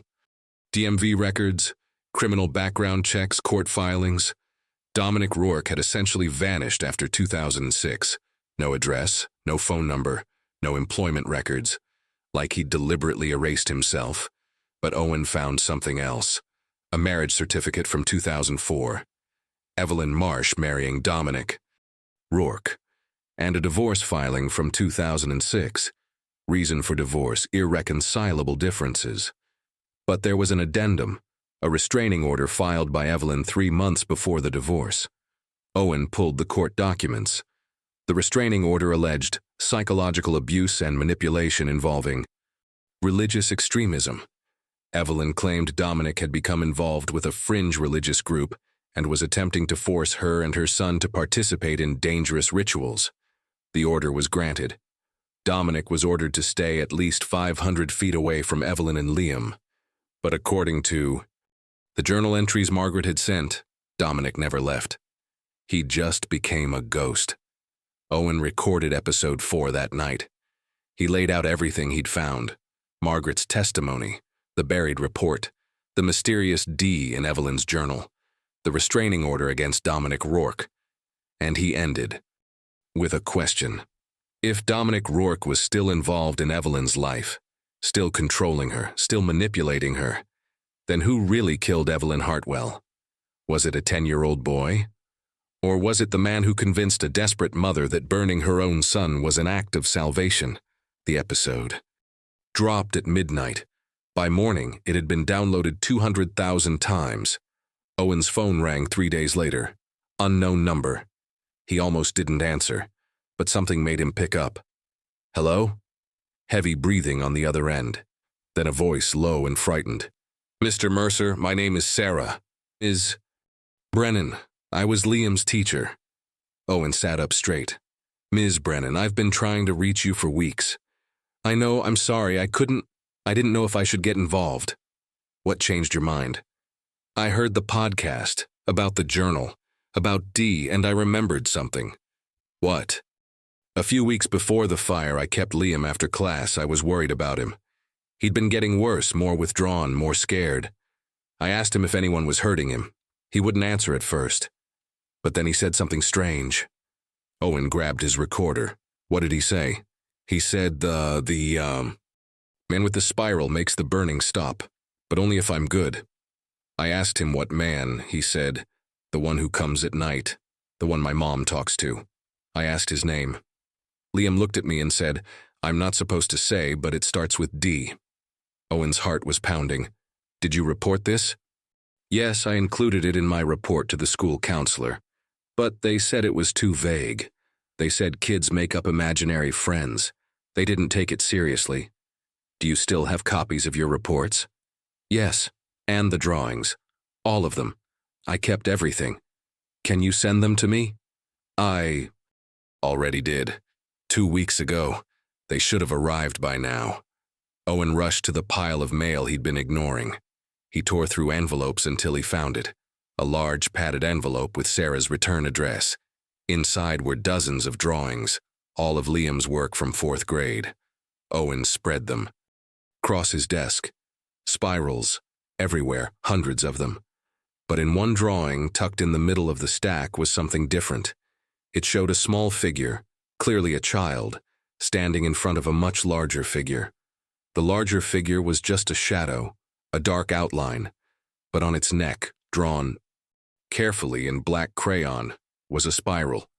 And at the bottom of the page, in Liam's shaky handwriting, he says, I belong to the path. Owen stared at the drawing for a long time. Then he picked up his phone and called Detective Marcus Grayson.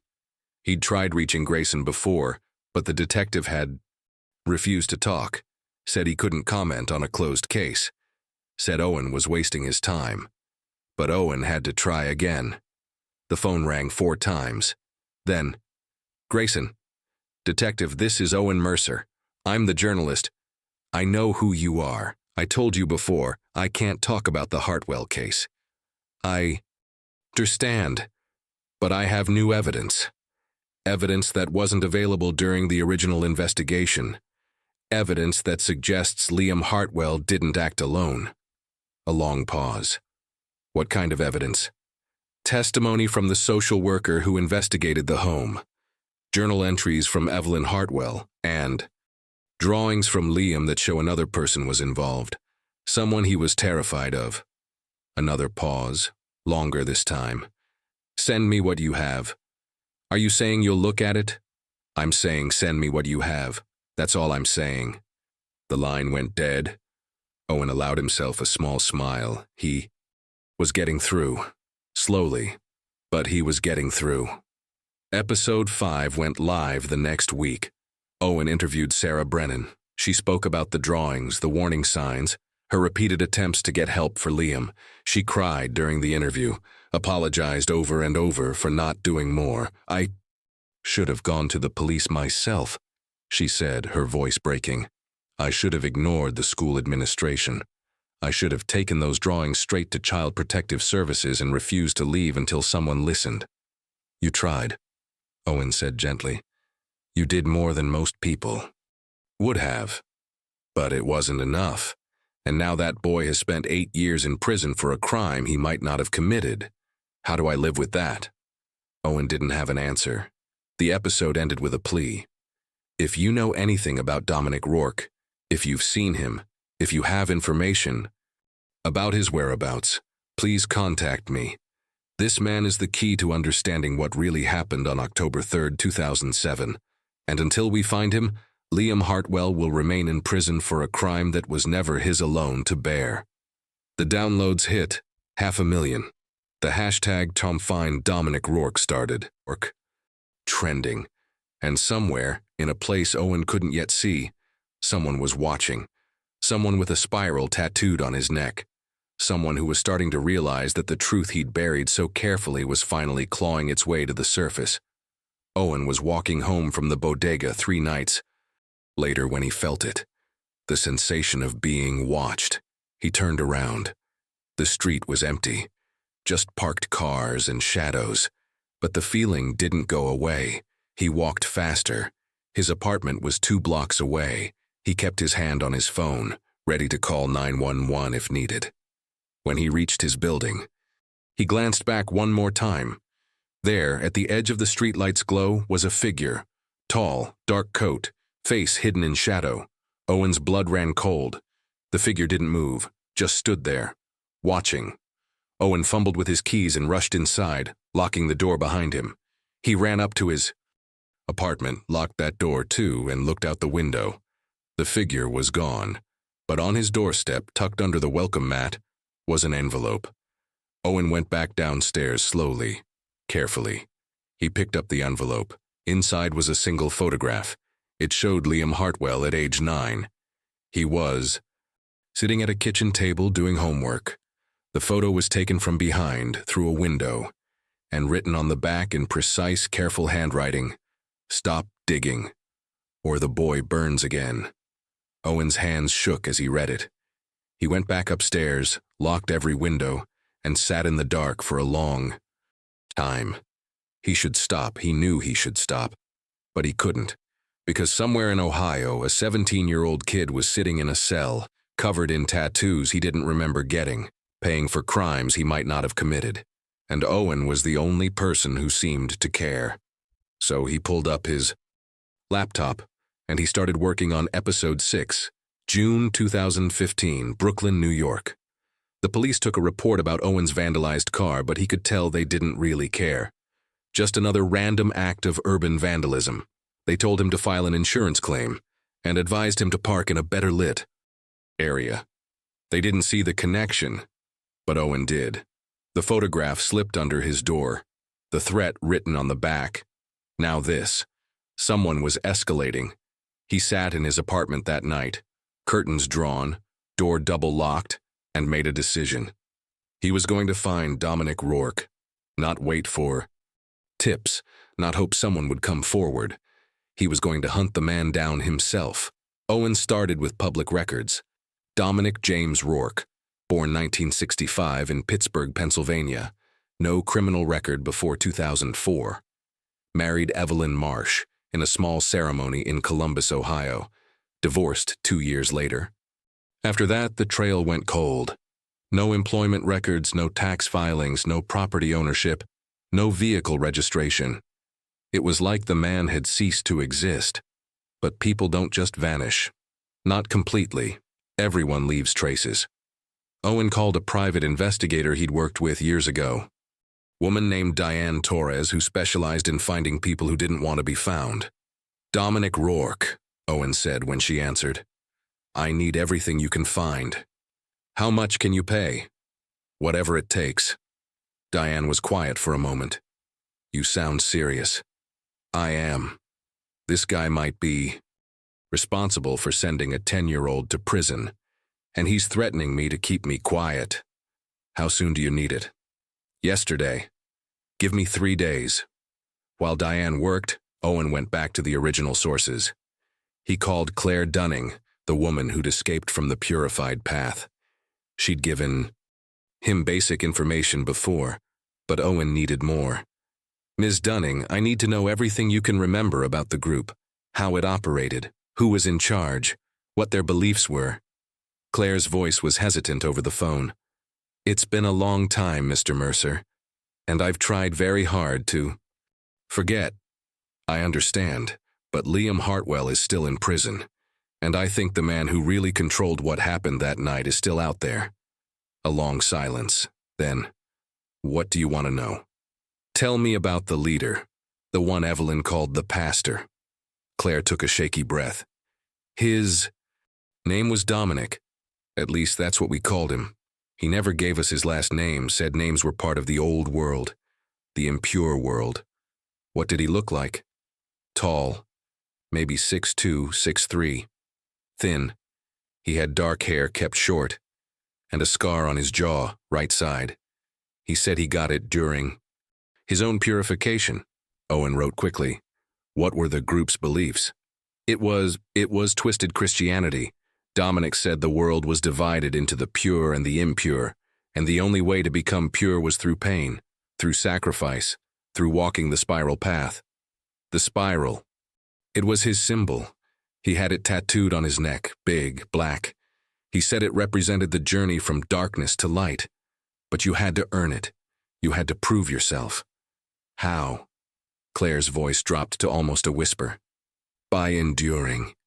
He would test us, make us hold hot metal, stand in ice water for hours, go without food, and if you cried, if you broke, he'd say you weren't ready, that you needed more purification. Owen felt his stomach turn. And Evelyn was part of this? She was one of his most devoted followers.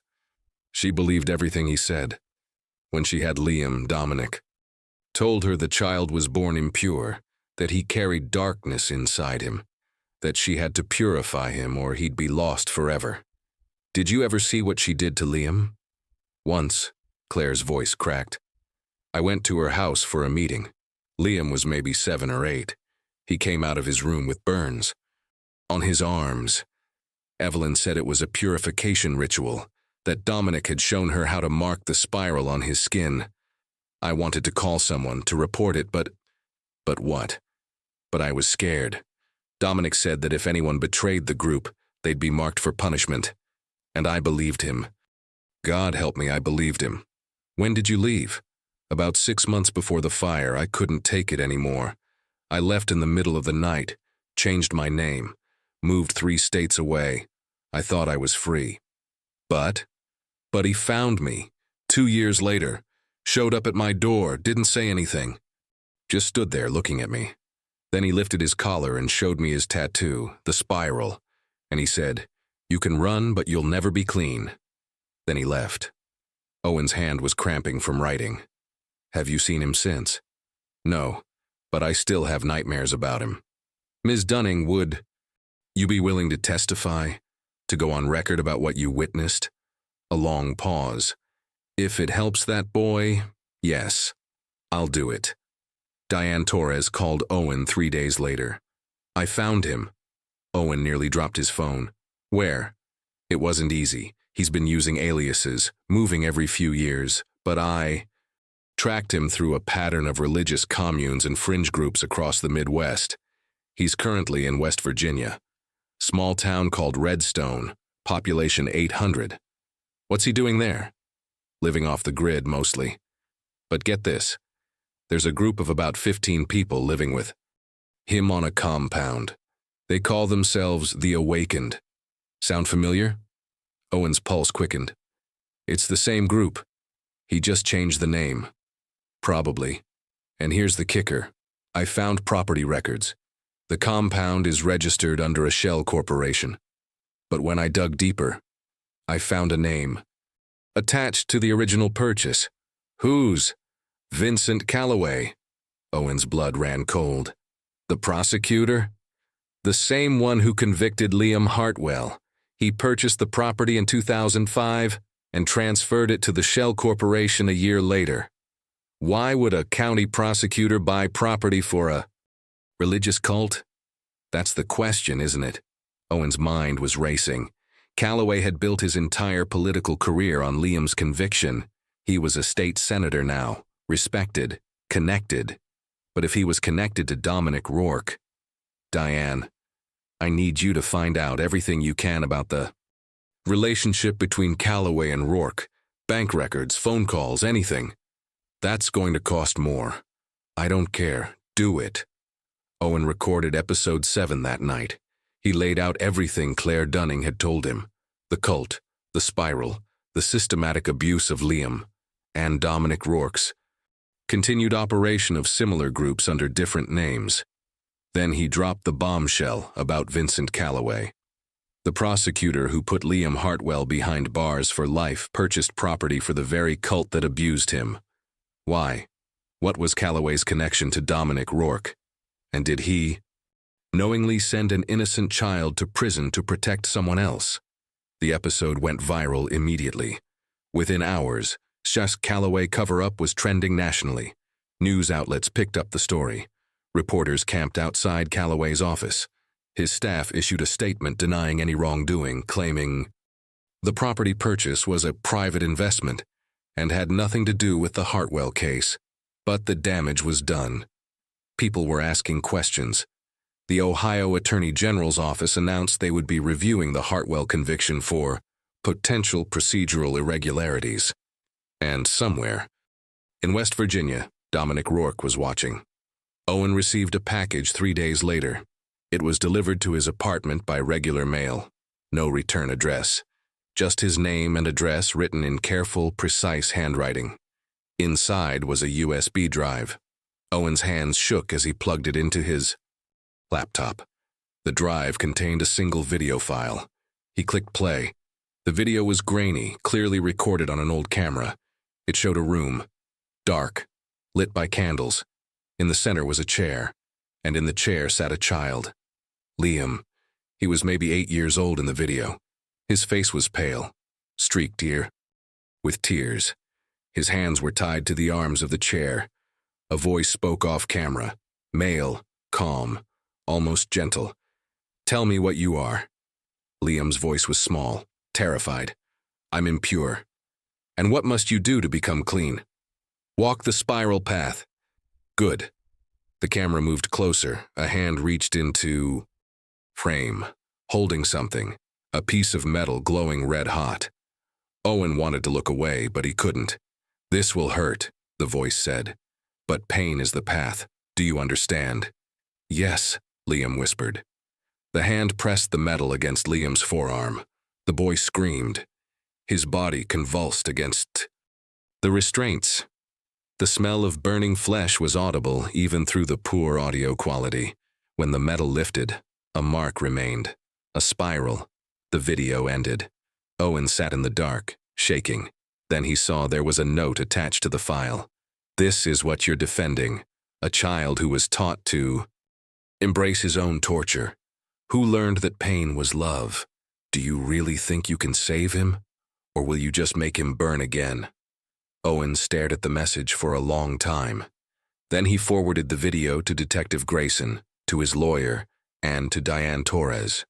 And he wrote one sentence in response: "I'm not stopping." The next day, Detective Marcus Grayson called him. "I watched the video." Owen didn't trust himself to speak. "That's evidence of child abuse," Grayson continued. "Torture. If we can verify when and where it was recorded, we can use it." "It was Dominic Rourke," Owen said, his voice rough. "That was his voice on the recording. Can you prove it?" "I'm working on it." Grayson was quiet for a moment. "Mercer, I need you to understand something. When I interrogated Liam Hartwell 8 years ago, I thought I was doing the right thing. I thought I was putting a dangerous kid away before he hurt someone else. But after listening to your podcast, after reviewing the evidence you've uncovered, I think I made a mistake." Owen's throat tightened. "What are you saying?" "I'm saying I want to help. I've been going through the original case files. There are things that don't add up, things we should have caught the first time, and I want to fix it. Why now? Because that video you just sent me shows what we did. We took a tortured child and we blamed him for his own abuse, and I need to make that right. Owen closed his eyes. Thank you. Don't thank me yet.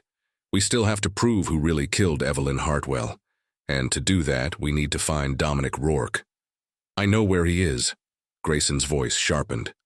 Where? West Virginia, a compound outside Redstone. He's running the same operation under a new name. I'll contact local law enforcement, see if we can get eyes on him. Be careful, he knows I'm looking for him, and he's trying to scare me into stopping. I've dealt with worse, but Mercer, you need to back off. Let law enforcement handle this. I can't. If you confront this man, he could hurt you, or worse. Owen looked at the photograph of Liam that he kept pinned to his wall, the one from the trial. 10 years old, blank expression, empty eyes. That boy has been hurting for 8 years, Owen said quietly. I'm not backing off until he's free. Grayson sighed. Then at least be smart about it. Don't go. There alone. Don't put yourself in danger. I'll try. That's not good enough. It's the best I can do. That night, Owen packed a bag. He was going to West Virginia. He was going to find Dominic Rourke, and he was going to get the truth, whatever it took. July 2015, Columbus, Ohio. Before Owen went to West Virginia, he had one more stop to make. Vincent Calloway's office. The state senator had been dodging interviews for 2 weeks now. His staff had sent polite but firm emails declining to comment. His press secretary had released a statement calling Owen's podcast reckless speculation and a politically motivated attack. But Owen wasn't interested in statements. He wanted answers. He showed up at the state capitol building on a Tuesday morning, walked past security, and took the elevator to the 3rd floor. Calloway's office was at the end of a marble hallway lined with portraits of former senators. The receptionist looked up as Owen entered. She was young, maybe 25, with neat blonde hair and a professional smile. Can I help you? I'm here to see Senator Calloway, Owen Mercer. The smile faltered. Do you have an appointment? No, but I think he'll want to talk to me. I'm sorry, but the senator's schedule is fully booked. If you'd like to request an interview, you can submit a formal request through our website. Tell him I have documents connecting him to Dominic Rourke and the Purified Path. Tell him I'm running a story about it tomorrow. Unless he agrees to talk to me today. The receptionist's face went pale. I'll see if he's available. She disappeared through a door behind her desk. Owen waited, his heart pounding. He was bluffing. He didn't have enough to run a story yet. But Calloway didn't know that. 5 minutes later, the door opened again. Vincent Calloway stood there. He was in his early 50s now, taller than Owen had expected, with silver hair swept back from his forehead and sharp features. He wore an expensive suit and a tie that probably cost more than Owen's rent. But his eyes were cold. Mr. Mercer, he said, his voice smooth. Come in. Owen followed him into a large office with floor-to-ceiling windows overlooking downtown Columbus. The walls were lined with framed certificates, photos of Calloway shaking hands with governors and presidents, and newspaper clippings highlighting his political victories. Calloway closed the door and gestured to a chair. Sit. Owen sat. Calloway remained standing, positioning himself behind his desk like a barrier. You've been making quite a bit of noise, Calloway said. Your podcast is very popular. It's not about popularity. It's about the truth. The truth. Calloway smiled, but it didn't reach his eyes. That's a slippery concept, Mr. Mercer, especially when you're dealing with a case as complex as Liam Hartwell's. Then help me understand the complexity. Why did you buy property for a religious cult? Calloway's smile disappeared. That's a gross mischaracterization. I made a private real estate investment in 2005. What happened to that property afterward is not my concern. You transferred it to a shell corporation, a corporation that Dominic Rourke used to establish a compound where he continues to abuse people. I transferred it as part of a legitimate business transaction. I had no knowledge of what the buyer intended to do with it. The buyer was Dominic Rourke, the same man who tortured Evelyn Hartwell's son, the same man who was the subject of a restraining order filed by Evelyn. You knew who he was. Calloway's jaw tightened. I knew nothing of the sort. Owen pulled out his phone and opened a file. I have emails between you and an attorney named Harold Brenner. In these emails, you discuss the Rourke situation and the need to contain any potential fallout. It was a lie. Owen didn't. Those emails. Not yet. Diane was still digging, but he needed Calloway to react. And react he did. Calloway's face flushed red. Those are privileged communications. If you publish them, I'll sue you for everything you have. Then they exist. Calloway realized his mistake. He sat down heavily in his chair. Get out of my office. Not until you tell me the truth. What was your relationship with Dominic Rourke? I don't have a relationship with him. But you did. When? Calloway was silent for a long moment. Then, quietly, 15 years ago. Maybe more. I was a junior prosecutor. He approached me about a legal matter. What kind of legal matter? A custody dispute. His wife was trying to take their child. He wanted representation. And you helped him?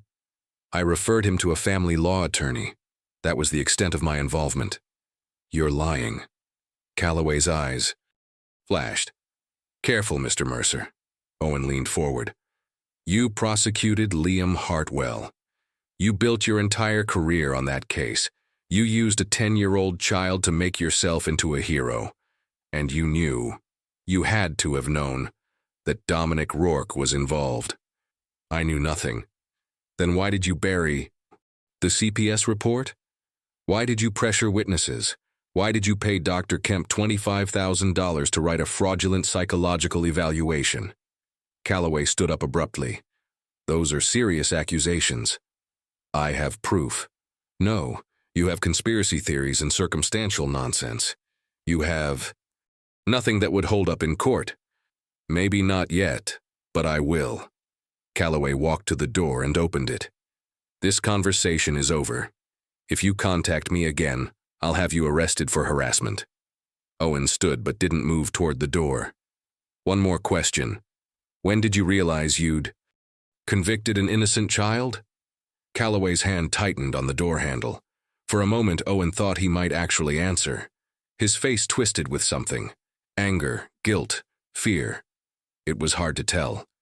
But then the mask slid back into place. Liam Hartwell confessed. A jury found him guilty. Justice was served. Now get out. Owen walked past him into the hallway. But before he left, he turned back. You're going to lose everything, Senator. Your career, your reputation, all of it. Because the truth is coming out. And when it does, everyone's going to know what you did. Calloway slammed the high door in his face. Owen was halfway to his car when his phone rang. Diane Torres. Tell me you have something, he said. Oh, I have something. Sit down. Owen stopped walking. I'm standing in a parking lot. Just tell me. I got access to Calloway's financial records from 2005 to 2008. Guess who I made regular payments to him during that time? Dominic Rourke. Close, a shell corporation called Spiral Path Holdings, owned by Rourke. Payments totaling over $200,000 spread across 3 years. Owen's heart raced. That's bribery. That's exactly what it is. And get this, the payment stopped 2 months after Liam's trial ended. Calloway was paid to convict Liam. Looks that way, but there's more. I found emails between Calloway and someone named Harold Brenner, his attorney. Right. In the emails, they discuss managing the Hartwell situation and making sure DR stays insulated. They were actively working to keep Dominic Rourke's name out of the investigation. Owen felt like the ground was shifting beneath him. Can you send me everything? Already in your inbox. But Owen, be careful with this. If Calloway realizes how much you know, he's going to come after you hard. Let him try. Owen hung up and immediately called Detective Grayson.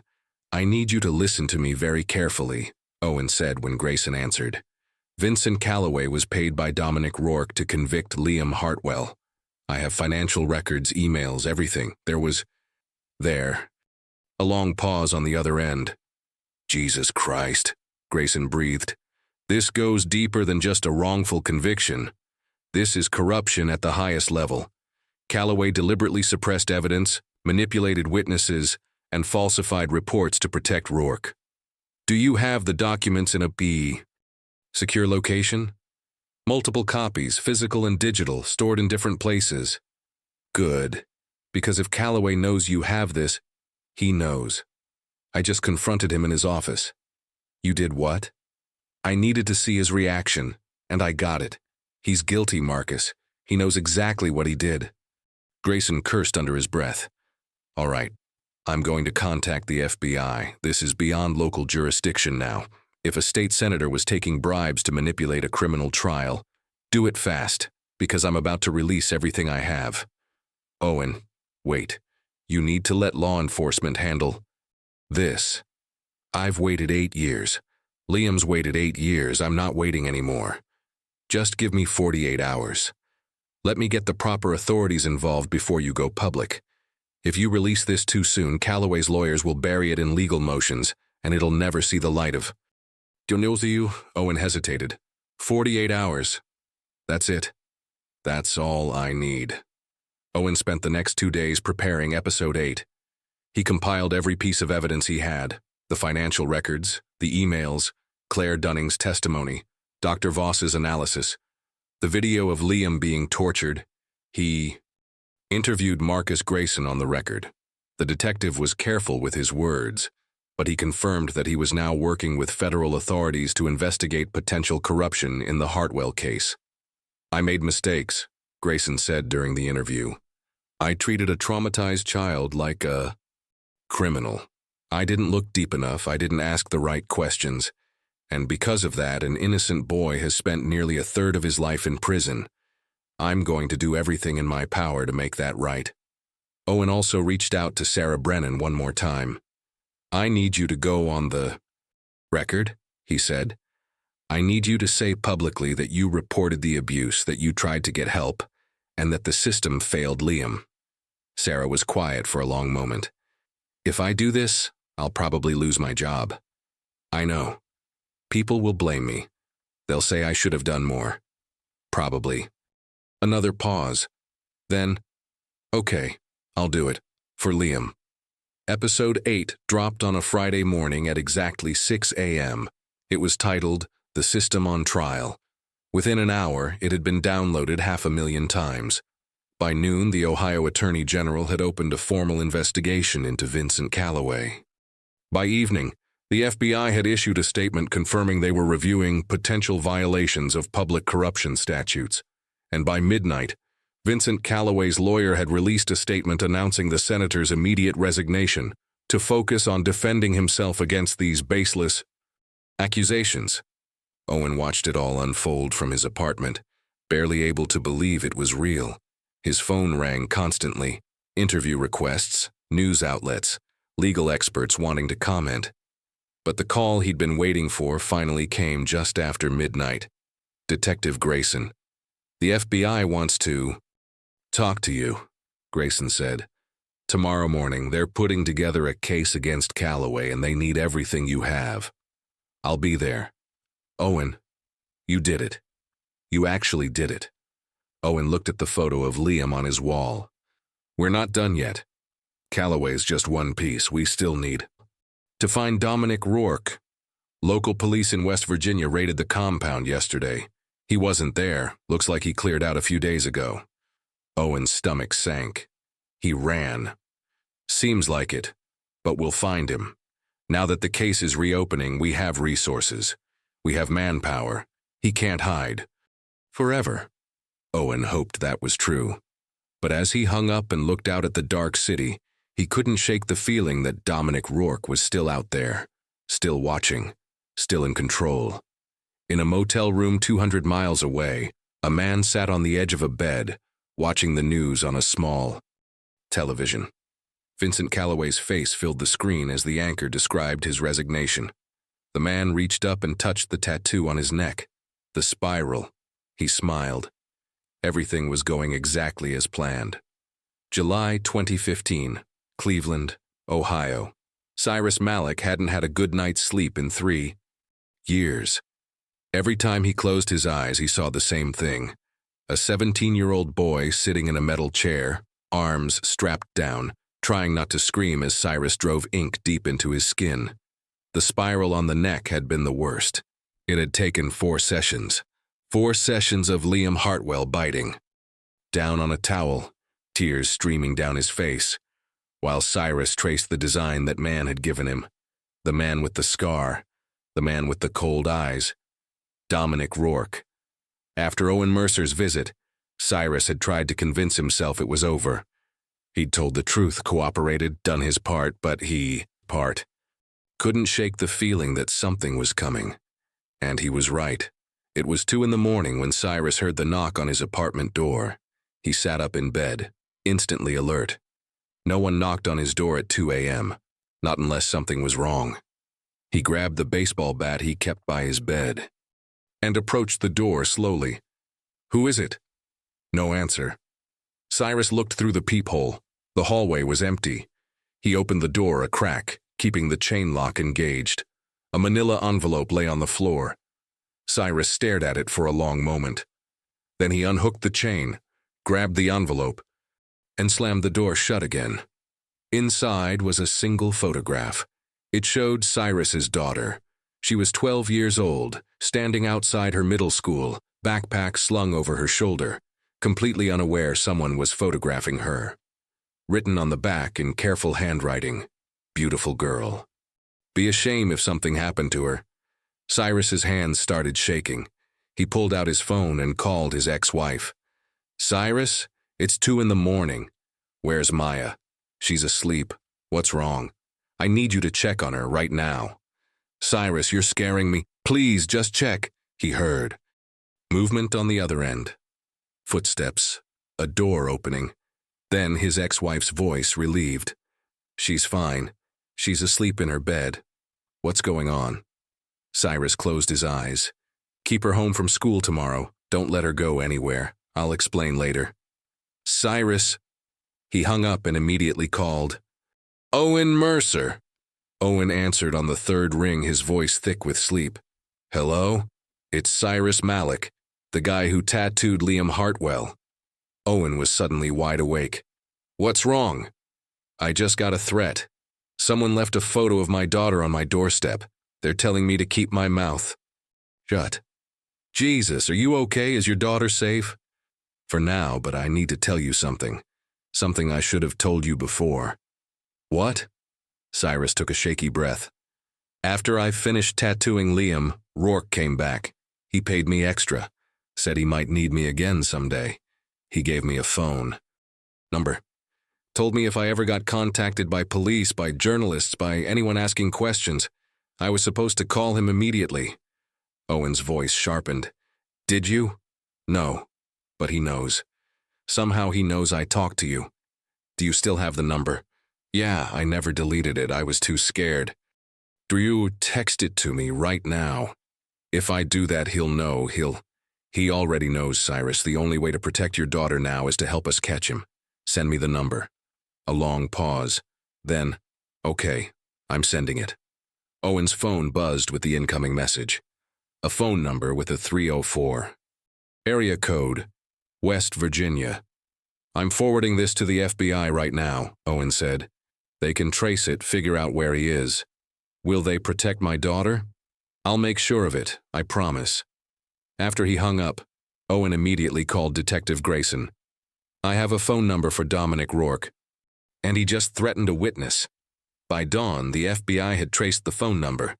It was a burner cell, but they'd managed to triangulate its location based on recent usage. The signal had pinged off towers in 3 different states over the past week: West Virginia, Kentucky, and Ohio. He was moving, staying ahead of law enforcement, but he'd made a mistake. The most recent ping had come from a tower near Cleveland, less than 40 miles from where Cyrus lived. Dominic Rourke, was close. Owen met with Grayson and 2 FBI agents at the Cleveland field office. They set up in a conference room with maps spread across the table, tracking the pattern of the phone's movements. "He's circling back," one of the agents said. She was in her 30s, sharp-eyed, with dark hair pulled back in a tight ponytail. Agent Lisa Chen. "This isn't random. He's watching someone." "Cyrus," Owen said. "Maybe, or you." Owen felt a chill run down his spine. "Me? You're the one asking questions. You're the one threatening to expose him. If I were him, you'd be the primary target." Grayson leaned forward. "We need to set up protection. For Cyrus and his daughter. And for you, Owen." "I don't need protection." "Yes, you do. This man is dangerous. He's already threatened a child. We don't know what else he's capable of." Owen thought about the video he'd received. Liam, 8 years old, being burned with hot metal while Rourke's voice calmly instructed him to accept the pain. "All right," Owen said quietly. "What do you need me to do?" The FBI set up surveillance on Cyrus's apartment and assigned protective detail to his ex-wife's house where his daughter was staying. They also assigned an agent to follow Owen. But Owen had other plans. That night, he went back to his apartment and packed a bag. Laptop, recording equipment, the files he'd been compiling, everything he needed. Then he got in his car and started driving. The agent assigned to him called 5 minutes later. "Mr. Mercer, where are you going?" "I can't tell you that." "Sir, you're supposed to stay put. We're trying to protect you." "I appreciate that, but I'm not the one who needs protecting right now. Liam Hartwell is." He hung up before the agent could respond. Owen drove through the night, heading east. He wasn't going to West Virginia to look for Rourke. He was going to Ohio, to the Maplewood Juvenile Detention Center. Because if Rourke was watching anyone, it was Liam. And if Rourke was going to make a move, that's where he'd do it. Owen arrived at Maplewood just after sunrise. The facility was a low, sprawling complex surrounded by chain-link fencing topped with razor wire. Guard towers at each corner. Security cameras everywhere. But Owen knew from his research that the security was focused outward, keeping inmates in, not keeping threats out. He parked across the street and watched the facility through binoculars. Guards changed shifts at 7 a.m. Delivery trucks came and went. Maintenance. Workers arrived for the day. Any one of them could be Rourke, or working for him. Owen's phone buzzed. A text from Grayson. "What the hell are you doing?" "FBI is looking for you." Owen texted back. "I'm at Maplewood. Something's going to happen here. I can feel it. You need to stand down. You're not law enforcement. Neither are you. Not anymore. You retired, remember?" A pause, then, "I'm on my way." It happened just after noon. Owen was in his car, trying to stay awake after driving all night, when he saw movement near the facility's east fence. A man, tall, wearing maintenance coveralls and a baseball cap pulled low. Owen grabbed his binoculars and focused on the figure. The man was carrying a toolbox and walking with purpose toward a service entrance. He moved like he belonged there, like he'd done this before. But something was wrong. The way he walked, the way he held his head. Owen zoomed in on the man's neck, just visible above the collar of the coveralls. And there it was, a spiral, tattooed in thick black ink, Dominic Rourke. Owen's heart stopped. He grabbed his phone and called 911. "There's an intruder at the Maplewood Juvenile Detention Center, East Side. He's about to enter through the service entrance. You need to send someone now." "Sir, can you describe the intruder?" "Tall, 6'2" or 6'3", wearing maintenance coveralls. He has a tattoo on his neck, a spiral. His name is Dominic Rourke, and he's wanted for questioning in connection with child abuse and murder. Units are being dispatched. Stay on the line." But Owen hung up. He couldn't just sit there and wait. Liam was inside that building, and Rourke was going after him. Owen got out of his car and ran toward the facility. Inside Maplewood, Liam Hartwell sat in the recreation room, staring at a television he wasn't really watching. His life had become strange over the past few weeks. The podcast had made him famous. Other inmates whispered about him. Guards looked at him differently, some with pity, some with suspicion. He didn't know what to feel about any of it. Part of him wanted to hope, wanted to believe that maybe, finally, someone was listening, that maybe he hadn't just been forgotten. But another part of him, the part that had learned to survive in this place, knew better than to hope. Hope was dangerous. Hope got you hurt. The door to the rec room opened. A maintenance worker walked in carrying a toolbox. Liam glanced up briefly, then looked back at the television, but something made him look again. The man was tall, thin. He had a baseball cap pulled low, but as he turned his head, Liam caught a glimpse of his neck, a spiral tattoo. Liam's blood turned to ice. The man looked directly at him and smiled. "Hello, Liam," he said quietly. "It's been a long time." Liam couldn't move, couldn't breathe, couldn't scream. He knew that voice. He'd heard it in his nightmares for 8 years. "Did you really think you could run from me?" Dominic Rourke said, walking closer. "Did you think telling your story would set you free?" Liam finally found his voice. "Stay away from me." "But I made you, Liam. You belong to the spiral. You belong to me. And now it's time to finish what we started." Rourke reached into his toolbox and pulled out a knife. Inside Maplewood. Juvenile Detention Center, July 2015. Liam's entire body locked up as he stared at the knife in Dominic Rourke's hand. It wasn't large, just a utility knife, the kind maintenance workers carried. But in Rourke's grip, it looked like something far more dangerous. "You've been talking," Rourke said. His voice soft, almost gentle, telling stories, making people doubt the path. Liam tried to stand, but his legs wouldn't obey. 8 years of fear had trained his body to freeze in Rourke's presence. 8 years of conditioning that no amount of therapy or time could fully erase. "I didn't." Liam's voice cracked. "I didn't say anything. You said enough, that journalist, the podcast, the FBI sniffing around. All because you couldn't keep quiet." Rourke took another step closer. "I taught you better than that." Liam's eyes darted to the door. Where were the guards? Why wasn't anyone coming? As if reading his mind, Rourke smiled. "The East Wing camera system is down for maintenance. I made sure of it. We have about 3 minutes before anyone notices I'm here." 3 minutes. Liam's mind raced. He could scream, try to run. But Rourke was between him and the door, and even if he made it out of the rec room, where would he go? This was a prison.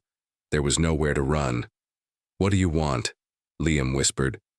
Rourke tilted his head, studying him like a specimen. "I want you to remember who you are, what you are. You're mine, Liam. You've always been mine. The spiral marked you. Marked. The fire baptized you. And no podcast, no investigation, no amount of noise from the outside world will ever change that. You're wrong." The words came out before Liam could stop them. Rourke's expression darkened. "What did you say?" Liam's hands were shaking, but he forced himself to speak. "You're wrong. I'm not yours. I never was. You killed your mother because I told you to." "No." Liam's voice grew stronger. "You killed her. You drugged her. You set the fire. You just used me to cover your tracks." For the first time, Rourke's calm facade cracked. His jaw tightened. "Careful, boy. The journalist knows. The FBI knows. Everyone knows what you did. They know nothing. They have theories, speculation, but no proof, no witnesses. Nothing that will stand up in court."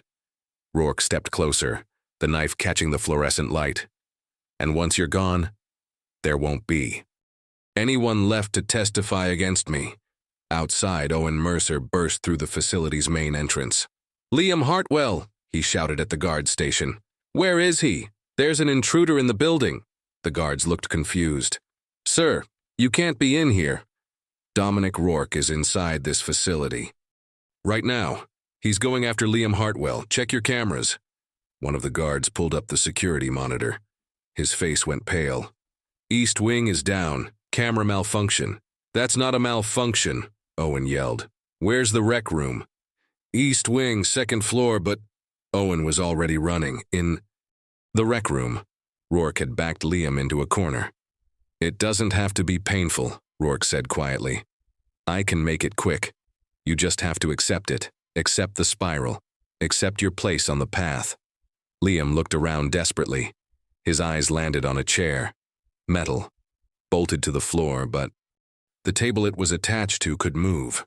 He grabbed the edge of the table and shoved it hard. It crashed into Rourke's legs. The man stumbled backward, cursing. The knife clattered to the floor. Liam didn't think. He just ran. He made it to the door and yanked it open. The hallway was empty. He ran. Left his bare feet slapping against the cold linoleum. Behind him he heard Rourke's footsteps. Fast, getting closer.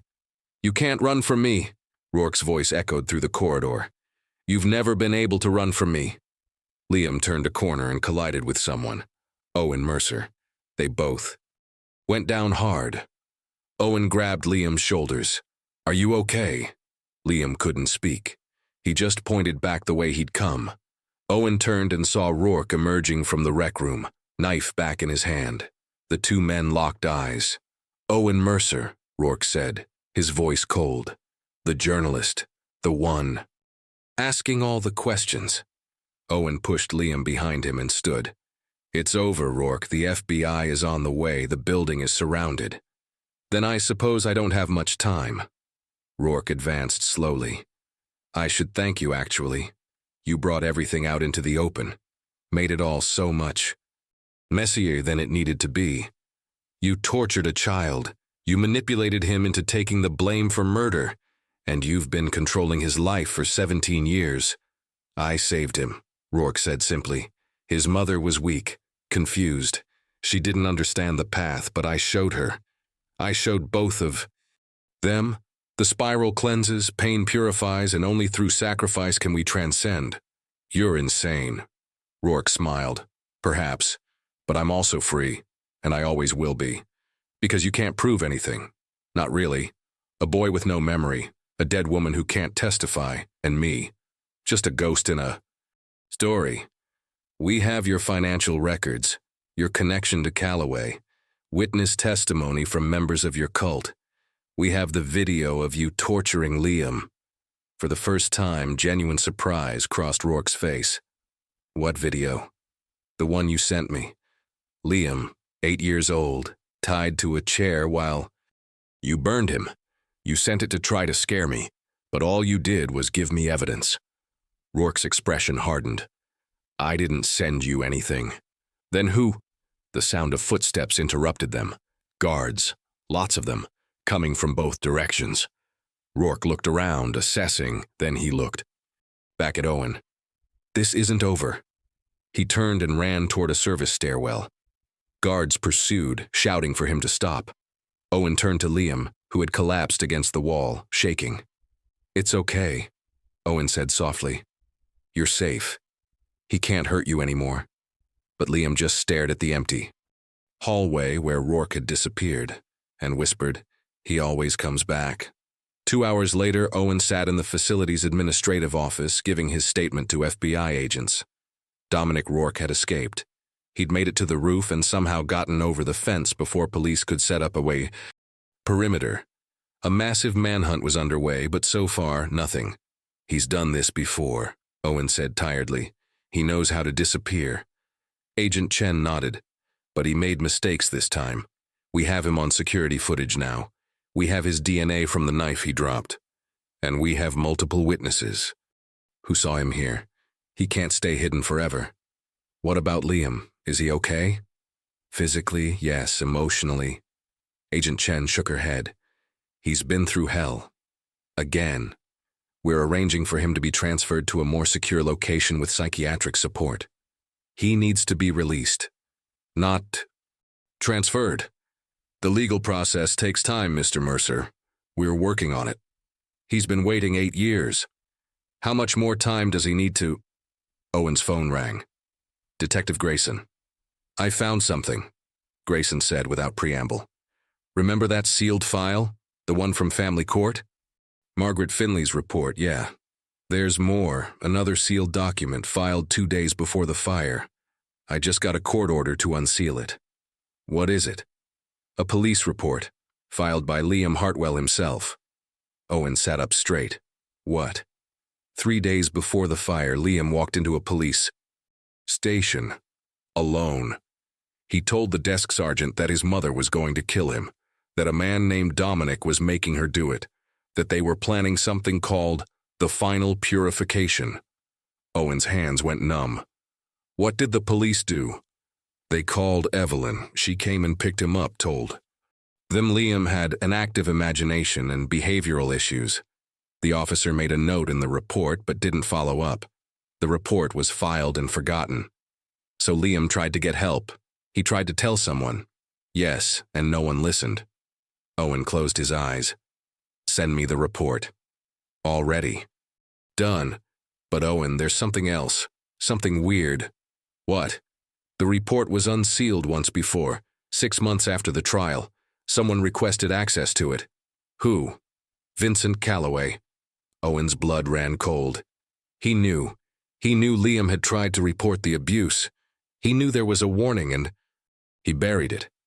Looks that way, and I'm betting that's not the only thing he buried. I'm going through every file connected to this case. If there's more evidence he suppressed, I'll find it. After hanging up, Owen sat in silence for a long moment. Then he pulled out his recording equipment. He was going to tell this story, all of it, every piece, every failure, every person who could have helped Liam but didn't, and he was going to make sure the world knew exactly what had happened to a 10-year-old boy who asked for help and was ignored. Episode 9 dropped 2 days later. It was titled, The Sealed File. Owen played the audio of his interview with Detective Grayson. He read excerpts from the police report, Liam's own words, desperate and frightened, begging for help. He detailed every failure, the officer who didn't investigate, the judge who buried Margaret Finley's report, the CPS, caseworker whose scheduled visit never happened, Vincent Calloway, who accessed the sealed file and used it not to help Liam, but to ensure his conviction. This is what systemic failure looks like, Owen said into the microphone. Not one person, not one mistake, but an entire system that prioritized procedure over a child's life, that valued the appearance of justice over actual justice, that saw warning signs and chose to look away. The episode ended with Liam's own words from the police report. Please help me. I don't want to die. I don't want my mom to die. But he says it has to happen. He says the spiral demands it. Please, someone has to stop him. The episode was downloaded over 2 million times in the first 24 hours. News networks picked up the story. Legal experts called it one of the most egregious miscarriages of justice in modern history. And across the country, people who'd once called Liam Hartwell a monster began to see him for what he really was. A victim, a survivor, a boy who'd tried to save himself and his mother, but was failed by every adult who should have protected him. That night, Owen received an email from an unexpected source. The subject line read, "I'm sorry." The message was short. "Mr. Mercer, my name is Donald Kershaw. I was the family court judge who reviewed Margaret Finley's report. I'm the one who decided there wasn't enough evidence to remove Liam from his mother's custody. I listened to your podcast, all of it. And I can't sleep anymore. I made the wrong call.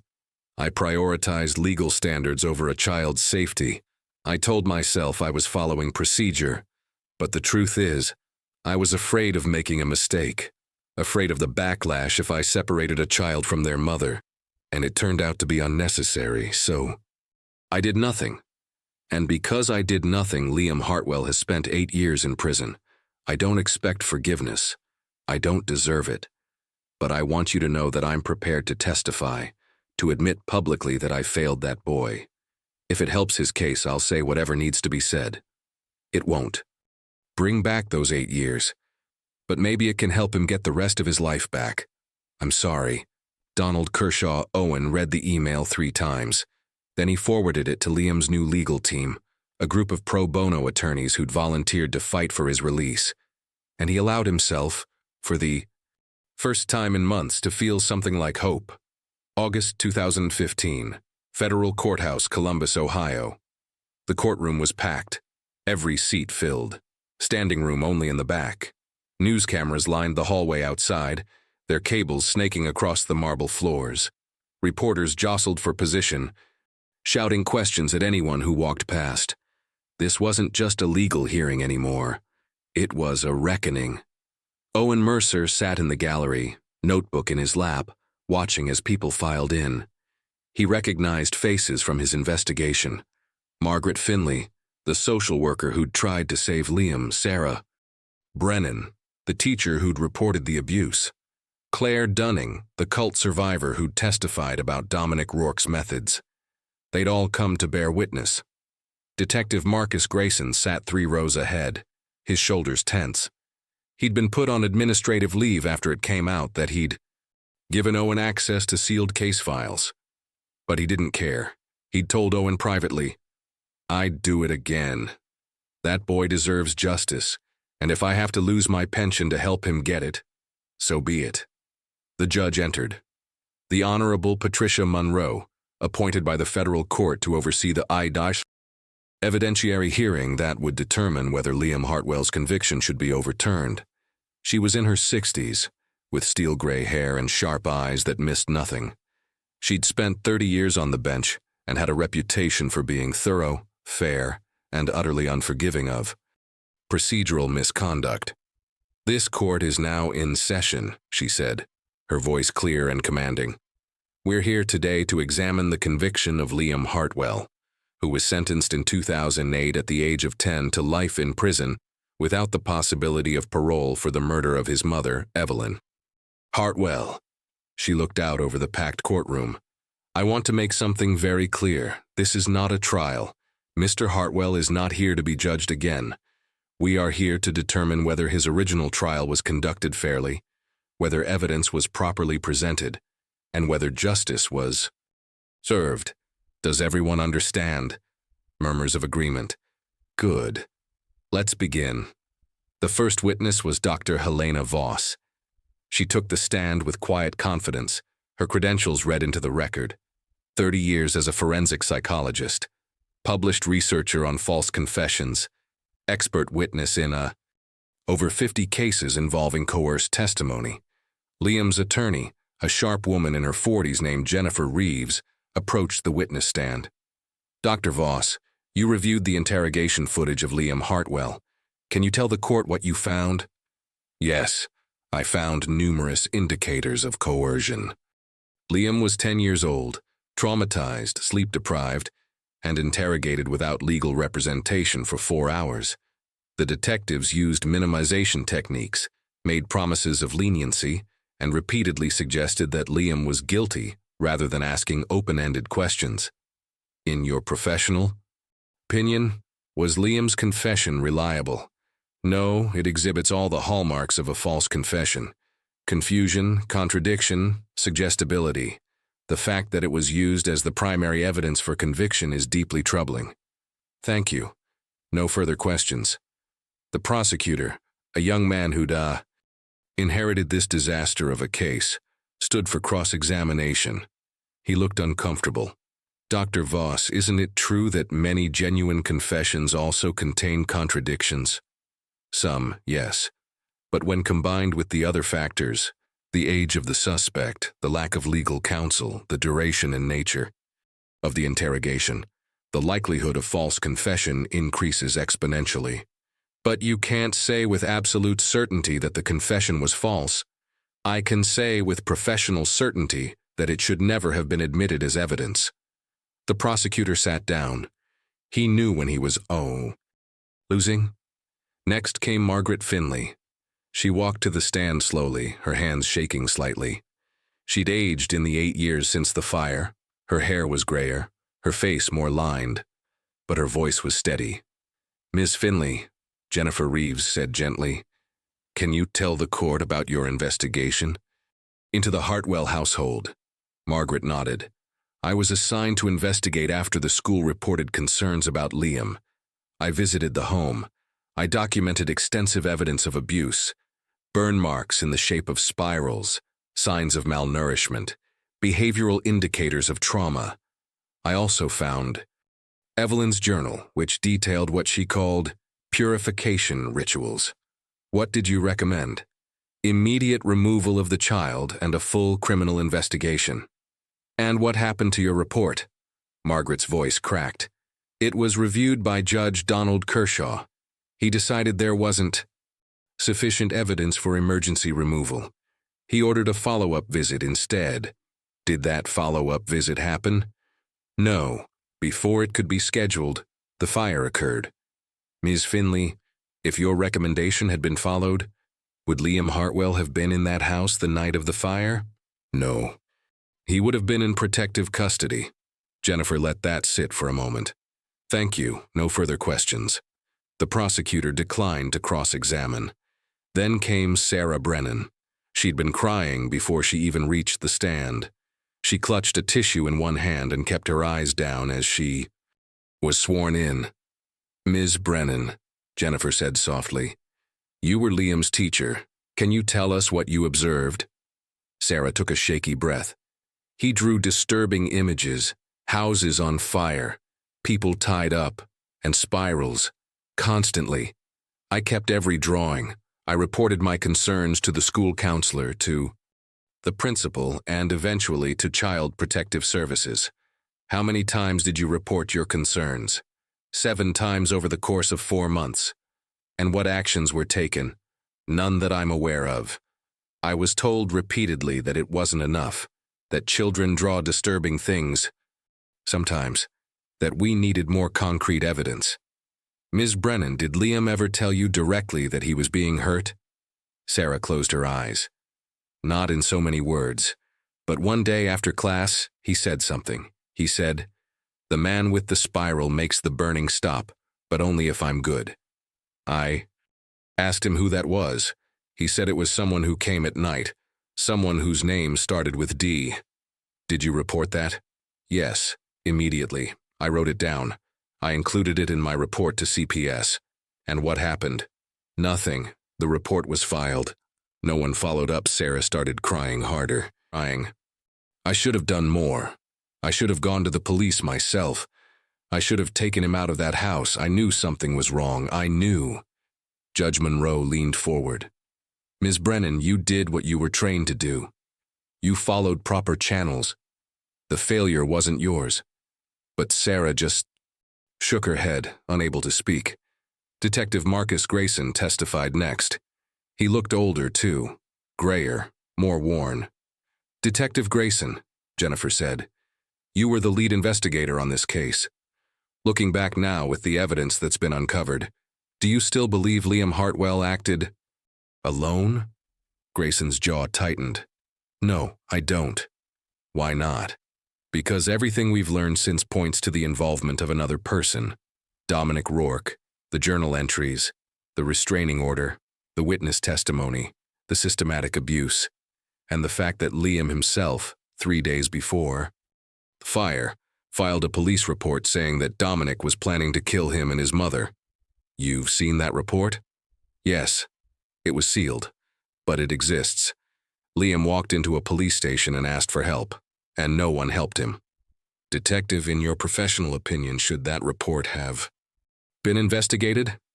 Absolutely. A child reporting credible threats should have triggered an immediate response. But it didn't. It was filed and forgotten. One more question, Detective. Do you believe Liam Hartwell received a fair trial? Grayson looked directly at the judge. No. I believe we convicted a traumatized child based on a coerced confession and incomplete evidence. And I believe the real perpetrator was protected by people who should have been pursuing justice. Thank you. No further questions. Then came the bombshell. Jennifer called Donald Kershaw to the stand. The former family court judge walked to the front of the courtroom looking like he'd aged 20 years. His shoulders were slumped. His face was pale. He was sworn in and sat down heavily. Judge Kershaw, Jennifer began, you reviewed Margaret Finley's report recommending Liam's removal from his mother's custody. Can you explain your reasoning for denying that recommendation? Kershaw took a long breath. I believed I was following proper legal procedure. The standard for emergency removal is high. I thought Ms. Finley's evidence, while concerning, didn't meet that standard. Do you still believe that? A long pause. No. Why not? Kershaw's hands trembled. Because I've had 8 years to think about it. 8 years to realize that I prioritized legal technicalities over a child's safety. I told myself I was being careful, that I was protecting parental rights, that I needed absolute proof before I could act. His voice broke. But the truth is, I was afraid of making a mistake, afraid of the backlash. So I did nothing. And because I did nothing, Liam Hartwell has spent 8 years in prison for a crime he might not have committed, or if he did commit it, only because he was forced to by someone who'd been torturing him for years. Judge Kershaw, if you could go back, would you make the same decision? No. Tears were streaming down his face now. I would have pulled that boy out of that house immediately. I would have prioritized his safety over procedure, and I would have prevented everything that came after. The courtroom was silent. Jennifer let the moment breathe before saying quietly, "Thank you, Your Honor. No further questions." But the most powerful testimony came last. Jennifer Reeves stood and said, "Your Honor, I'd like to call Liam Hartwell to the stand." A murmur ran through the courtroom. Liam had been brought from his secure location under heavy guard. He was dressed in clothes Jennifer's team had provided, jeans, a simple blue shirt. But his appearance was still startling. He was 17 now, tall, thin. The tattoos were partially visible on his neck and hands. His face was gaunt, his eyes hollow. He looked like someone who'd survived a war. As he walked to the witness stand, every eye in the courtroom followed him. Some people looked sympathetic, others looked uncertain. A few still looked like they were staring at a monster. He was sworn in and sat down. Jennifer approached slowly. "Liam, I know this is difficult, but I need to ask you some questions. Is that okay?" He nodded, barely. "Can you tell the court what you remember about the night of the fire?" Liam's voice was quiet, rough from disuse. "Not much. I remember my mom giving me pills. She said they'd help me sleep. She said I needed to rest before the purification. Did you know what that meant?" "Not really. She talked about it a lot." "So did he." "He? Who is he?" Liam's hand started to shake. He gripped the edge of the witness stand. "Dominic, the pastor, he was always there, at night, teaching my mom, teaching me. Teaching you what? How to walk the spiral, how to accept pain, how to become pure." "Liam, did Dominic Rourke tell you to start the fire?" A long silence. Then, so quietly it was almost inaudible. "I don't remember starting it. I just remember waking up outside and the house was burning, and my mom was still inside. Do you believe you killed your mother?" Liam looked up at Judge Monroe. His eyes were filled with tears. "I don't know. Everyone told me I did. The police, the lawyers, the jury. So I believed them. But I don't remember doing it. I don't remember lighting the fire. I just remember him telling me that the spiral demanded sacrifice, that we'd both be free after the purification was complete." "Who told you that?" "Dominic." "Not your mother?" "No, she was already asleep. When he said it, she wouldn't wake up when I tried." Jennifer turned to face the judge. "Your Honor, I have no further questions." The prosecutor stood. "No questions, Your Honor." Liam was led off the stand. As he passed Owen in the gallery, their eyes met for just a moment, and Owen saw something he hadn't seen before. Not emptiness, not fear, but the faintest glimmer of hope. Judge Monroe took a recess to review the evidence. 2 hours later, she returned. The courtroom fell silent. "I've reviewed the testimony presented today," Judge Monroe began, "as well as the extensive evidence compiled by Mr. Mercer's investigation and the subsequent FBI inquiry. What I've found is deeply disturbing." She looked out over the courtroom. This case represents a systemic failure at every level. Law enforcement failed to investigate credible reports of abuse. Child Protective Services failed to act on clear evidence of danger. The family court failed to prioritize a child's safety over procedural concerns. And the prosecutor's office not only failed to present a complete picture of the evidence, but actively suppressed exculpatory information. She paused. The confession at the heart of this conviction was obtained through coercive interrogation of a traumatized 10-year-old child. The psychological evaluation was cursory and biased, and perhaps most damning, there is substantial evidence that a third party, Dominic Rourke, was not only involved in the events leading to Evelyn Hartwell's death, but may have been the primary instigator. Judge Monroe's voice hardened. Liam Hartwell did not receive a fair trial. He was convicted based on incomplete evidence, coerced testimony, and a system that failed him at every turn. Therefore, I am granting the motion to vacate his conviction. The courtroom erupted. People cheered, others wept, reporters scrambled for their phones. Judge Monroe banged her gavel. "Order, I'm not finished." The room quieted. "However," she continued, "vacating the conviction does not automatically mean release. The state has the option to retry. Mr. Hartwell, given the circumstances, I'm recommending against that course of action, but the final decision rests with the prosecutor's office." All eyes turned to the young prosecutor. He stood slowly. "Your Honor, the state will not be seeking a retrial. We believe justice is better served by focusing our resources on locating and prosecuting Dominic Rourke for his crimes." Judge Monroe nodded. "Then, effective immediately, Liam Hartwell is released from custody. He will be placed under the supervision of social services until appropriate long-term arrangements can be made. This court is adjourned." The gavel struck, and just like that, it was over. Owen stood in the hallway outside the courtroom, watching as Liam was led out by his legal team and social workers. The boy, no, young man, looked stunned, like he couldn't quite believe it was real. As they passed, Liam stopped. He turned and looked at Owen. For a long moment, neither of them said anything. Then Liam said very quietly, "Thank you." Owen's throat tightened. "You don't have to thank me. You survived. That's all you." Liam shook his head. "No one else would listen. You did." Before Owen could respond, Liam was guided away by his handlers, disappearing into the crowd of reporters and well-wishers. Owen stood there for a long time, feeling the weight of the past year finally lift off his shoulders. He'd done it. Liam Hartwell was free. But as he walked out of the courthouse into the late afternoon sun, one thought nagged at him. Dominic Rourke was still out there, still watching, still dangerous. And until he was caught, this wasn't really over. That night, Owen recorded the penultimate episode of his podcast. Episode 14, The System on Trial. He recounted everything that had happened in court. The testimonies, the evidence, the judge's ruling. And he ended with a message. Liam Hartwell is free, but freedom isn't the same as justice.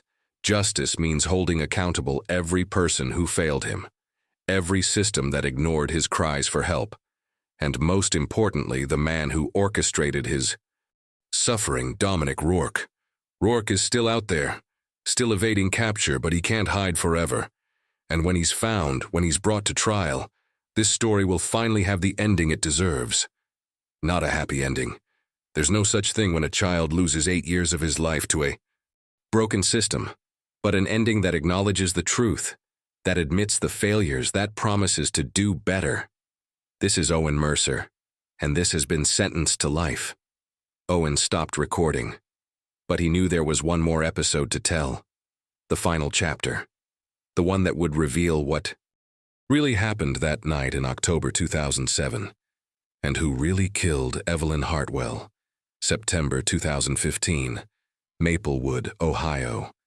Liam Hartwell sat in a small apartment that social services had arranged for him. It wasn't much. One bedroom, a kitchenette, furniture that looked like it came from a thrift store. But it had windows. Real windows that he could open whenever he wanted, and a door that he could lock from the inside. He was free. The word still felt foreign. Unreal. He'd spent the first week just sitting on the couch, staring at the walls, unable to believe he wasn't going to be dragged back to a cell. Every sound made him jump. Every knock on the door sent his heart racing. The therapist they'd assigned him said it would take time. That 8 years of incarceration didn't just disappear because a judge said so. That he'd have to relearn how to live in the world. But Liam wasn't sure he'd ever known how to live in the world. Even before prison, he'd been a prisoner of Dominic Rourke. Owen visited him on a Wednesday afternoon. Liam answered the door slowly, cautiously. When he saw it was Owen, some of the tension left his shoulders. "Can I come in?" Owen asked. Liam nodded and stepped aside. They sat across from each other in the small living room. Owen had brought coffee and pastries from a bakery down the street. Liam took them but didn't eat, just held the cup in his hands like he was warming himself. "How are you doing?" Owen asked. Liam shrugged. "I don't know. Strange, being here, being free. Strange good or strange bad?" "Both." Owen nodded. He understood. "I wanted to talk to you about something. The podcast. I have one more episode to record. The final one. And I need your help." Liam looked up. "What do you need?" "I need the truth. The whole truth. What really happened that night?" Liam's hands tightened around the coffee cup. "I told you I don't remember." "I think you do. I think you've remembered for a long time. You just weren't ready to say it." Liam was quiet for a long moment. Then quietly, "Why does it matter? The conviction's overturned? I'm out. Isn't that enough?" "No, because Dominic Rourke is still out there. And until he's caught, until the truth is on record, you'll never really be free." Liam set down the coffee cup. His hands were shaking. "If I tell you, he'll know. He always knows. He can't hurt you anymore, Liam.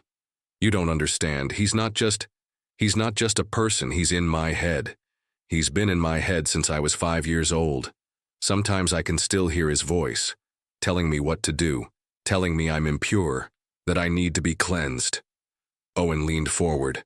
"That's not his voice. That's the voice he put there, but it's not real.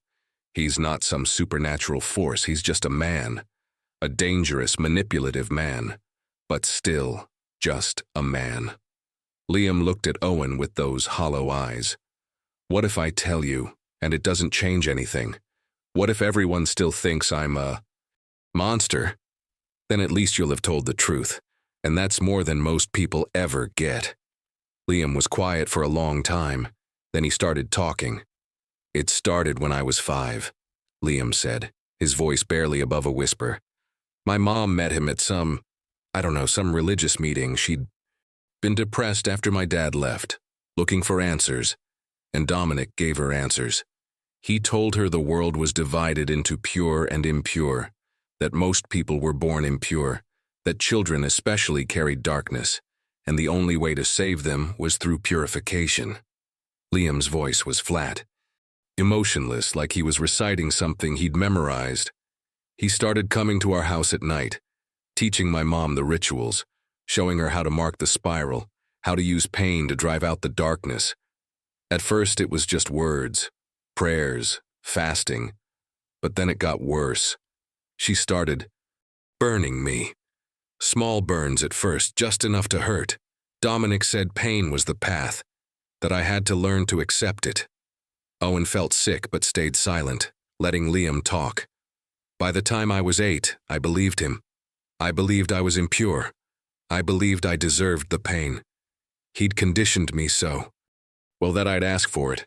I'd hold out my arm and let her burn me because I thought it was making me better. But it never worked.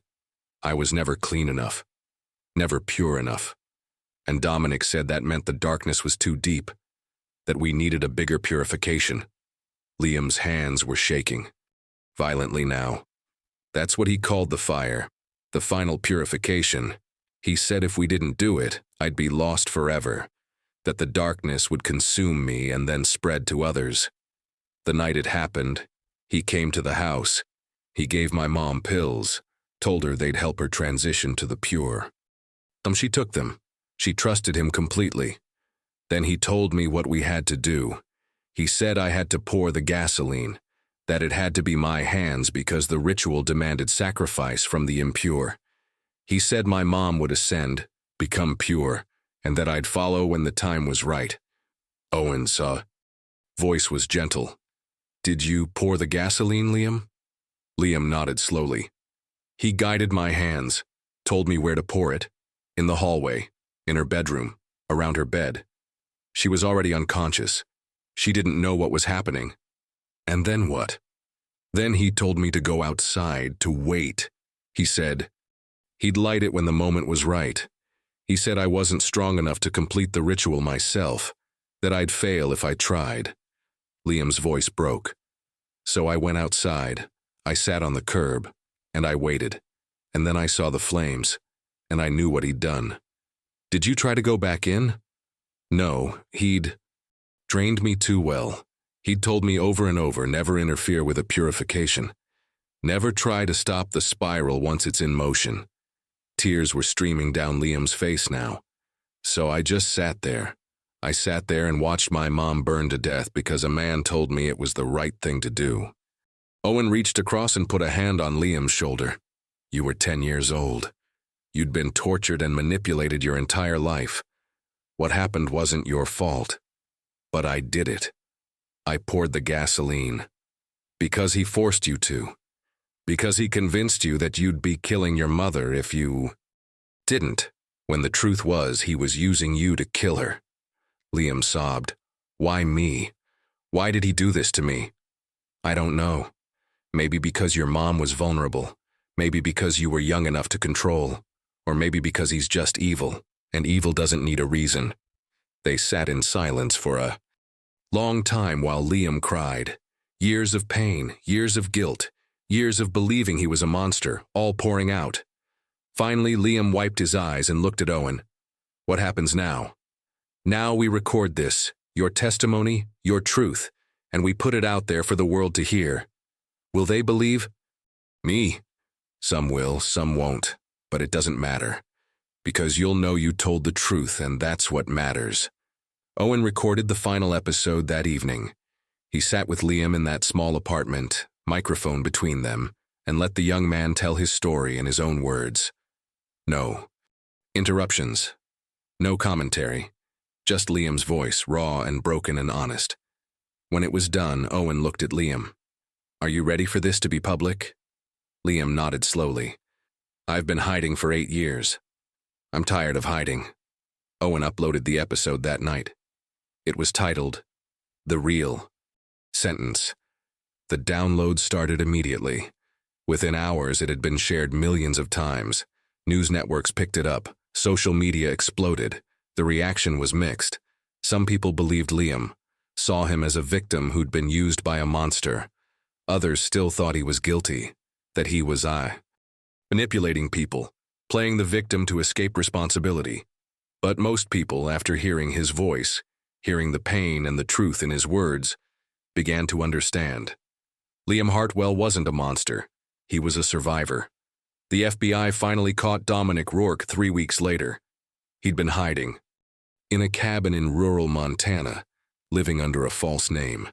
But after the final episode dropped, someone recognized him from the descriptions. Called in a tip. Federal agents surrounded the cabin and arrested him without incident. He was extradited to Ohio to face charges: murder, child abuse, kidnapping, conspiracy, obstruction of justice. Owen was there when they brought him into the courthouse for his arraignment. Rourke looked older, thinner, but his eyes were still cold, still calculating. As the marshals led him past, Rourke turned and looked directly at Owen, and smiled. You think you won, Rourke said quietly. But you haven't. I'm in that boy's head forever, every nightmare, every moment of doubt. Every time he looks in the mirror and sees my marks on his skin, that's my legacy. And you can't erase it? Owen stepped closer. You're right. We can't erase what you did, but we can make sure everyone knows the truth about who you really are. Not some mystical figure, not a spiritual leader, just a pathetic man who tortured children because it made him feel powerful. Rourke's smile faded.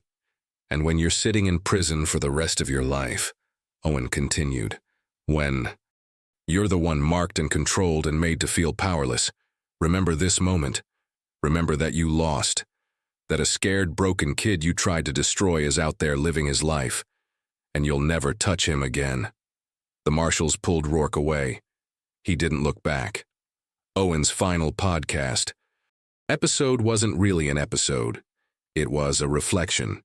He sat in his apartment recording one last time. This is Owen Mercer, and this is the last episode of Sentenced to Life. Liam Hartwell is free. Dominic Rourke is in custody. Vincent Calloway has been indicted on multiple charges of corruption and obstruction of justice. Justice has been served, or at least as close to justice as we can get. But what is justice, really? Can you give back 8 years of someone's life? Can you erase the trauma, the pain, the loss? No, you can't. Liam Hartwell will carry the scars of what was done to him for the rest of his life. The physical scars, the psychological ones, the tattoos he didn't choose, the memories he can't escape. That's his real sentence, not the legal one. The one imposed by a man who saw a vulnerable child and decided to break him. But here's what I've learned over this past year. Liam Hartwell isn't broken. Bent, yes, damaged, absolutely, but not broken. He survived. He's still here, still fighting, still trying to figure out who he is beyond what was done to him. And that's the real victory, not the courtroom ruling, not the podcast downloads, but the fact that a kid who was told his entire life that he was impure, that he was evil, that he deserved pain, that kid is still standing. So to everyone who listened, who shared these episodes, who demanded answers and accountability, thank you. And to Liam, if you're listening, you're free now, really free. Not just legally, but from the lies you were told about yourself. You're not a monster, you never were. You're a survivor. And that's the truth. Owen stopped recording. He sat in the silence for a long moment. Then he closed his laptop and looked out the window at the city lights. It was over. The investigation, the podcast, the fight, it was finally over. 6 months later, Owen received a package. No return address. Just his name written in careful handwriting. Inside was a drawing. It showed a house. Not burning this time. Just a simple house with windows. And a door. And in front of the house, a figure. Not faceless, not shadowy, just a person. Standing in the sunlight. At the bottom, written in that same careful hand, "Thank you for helping me find my way out of the spiral." L. Owen pinned the drawing to his wall, next to all the others he'd collected during the investigation, and for the first time in a year, he smiled.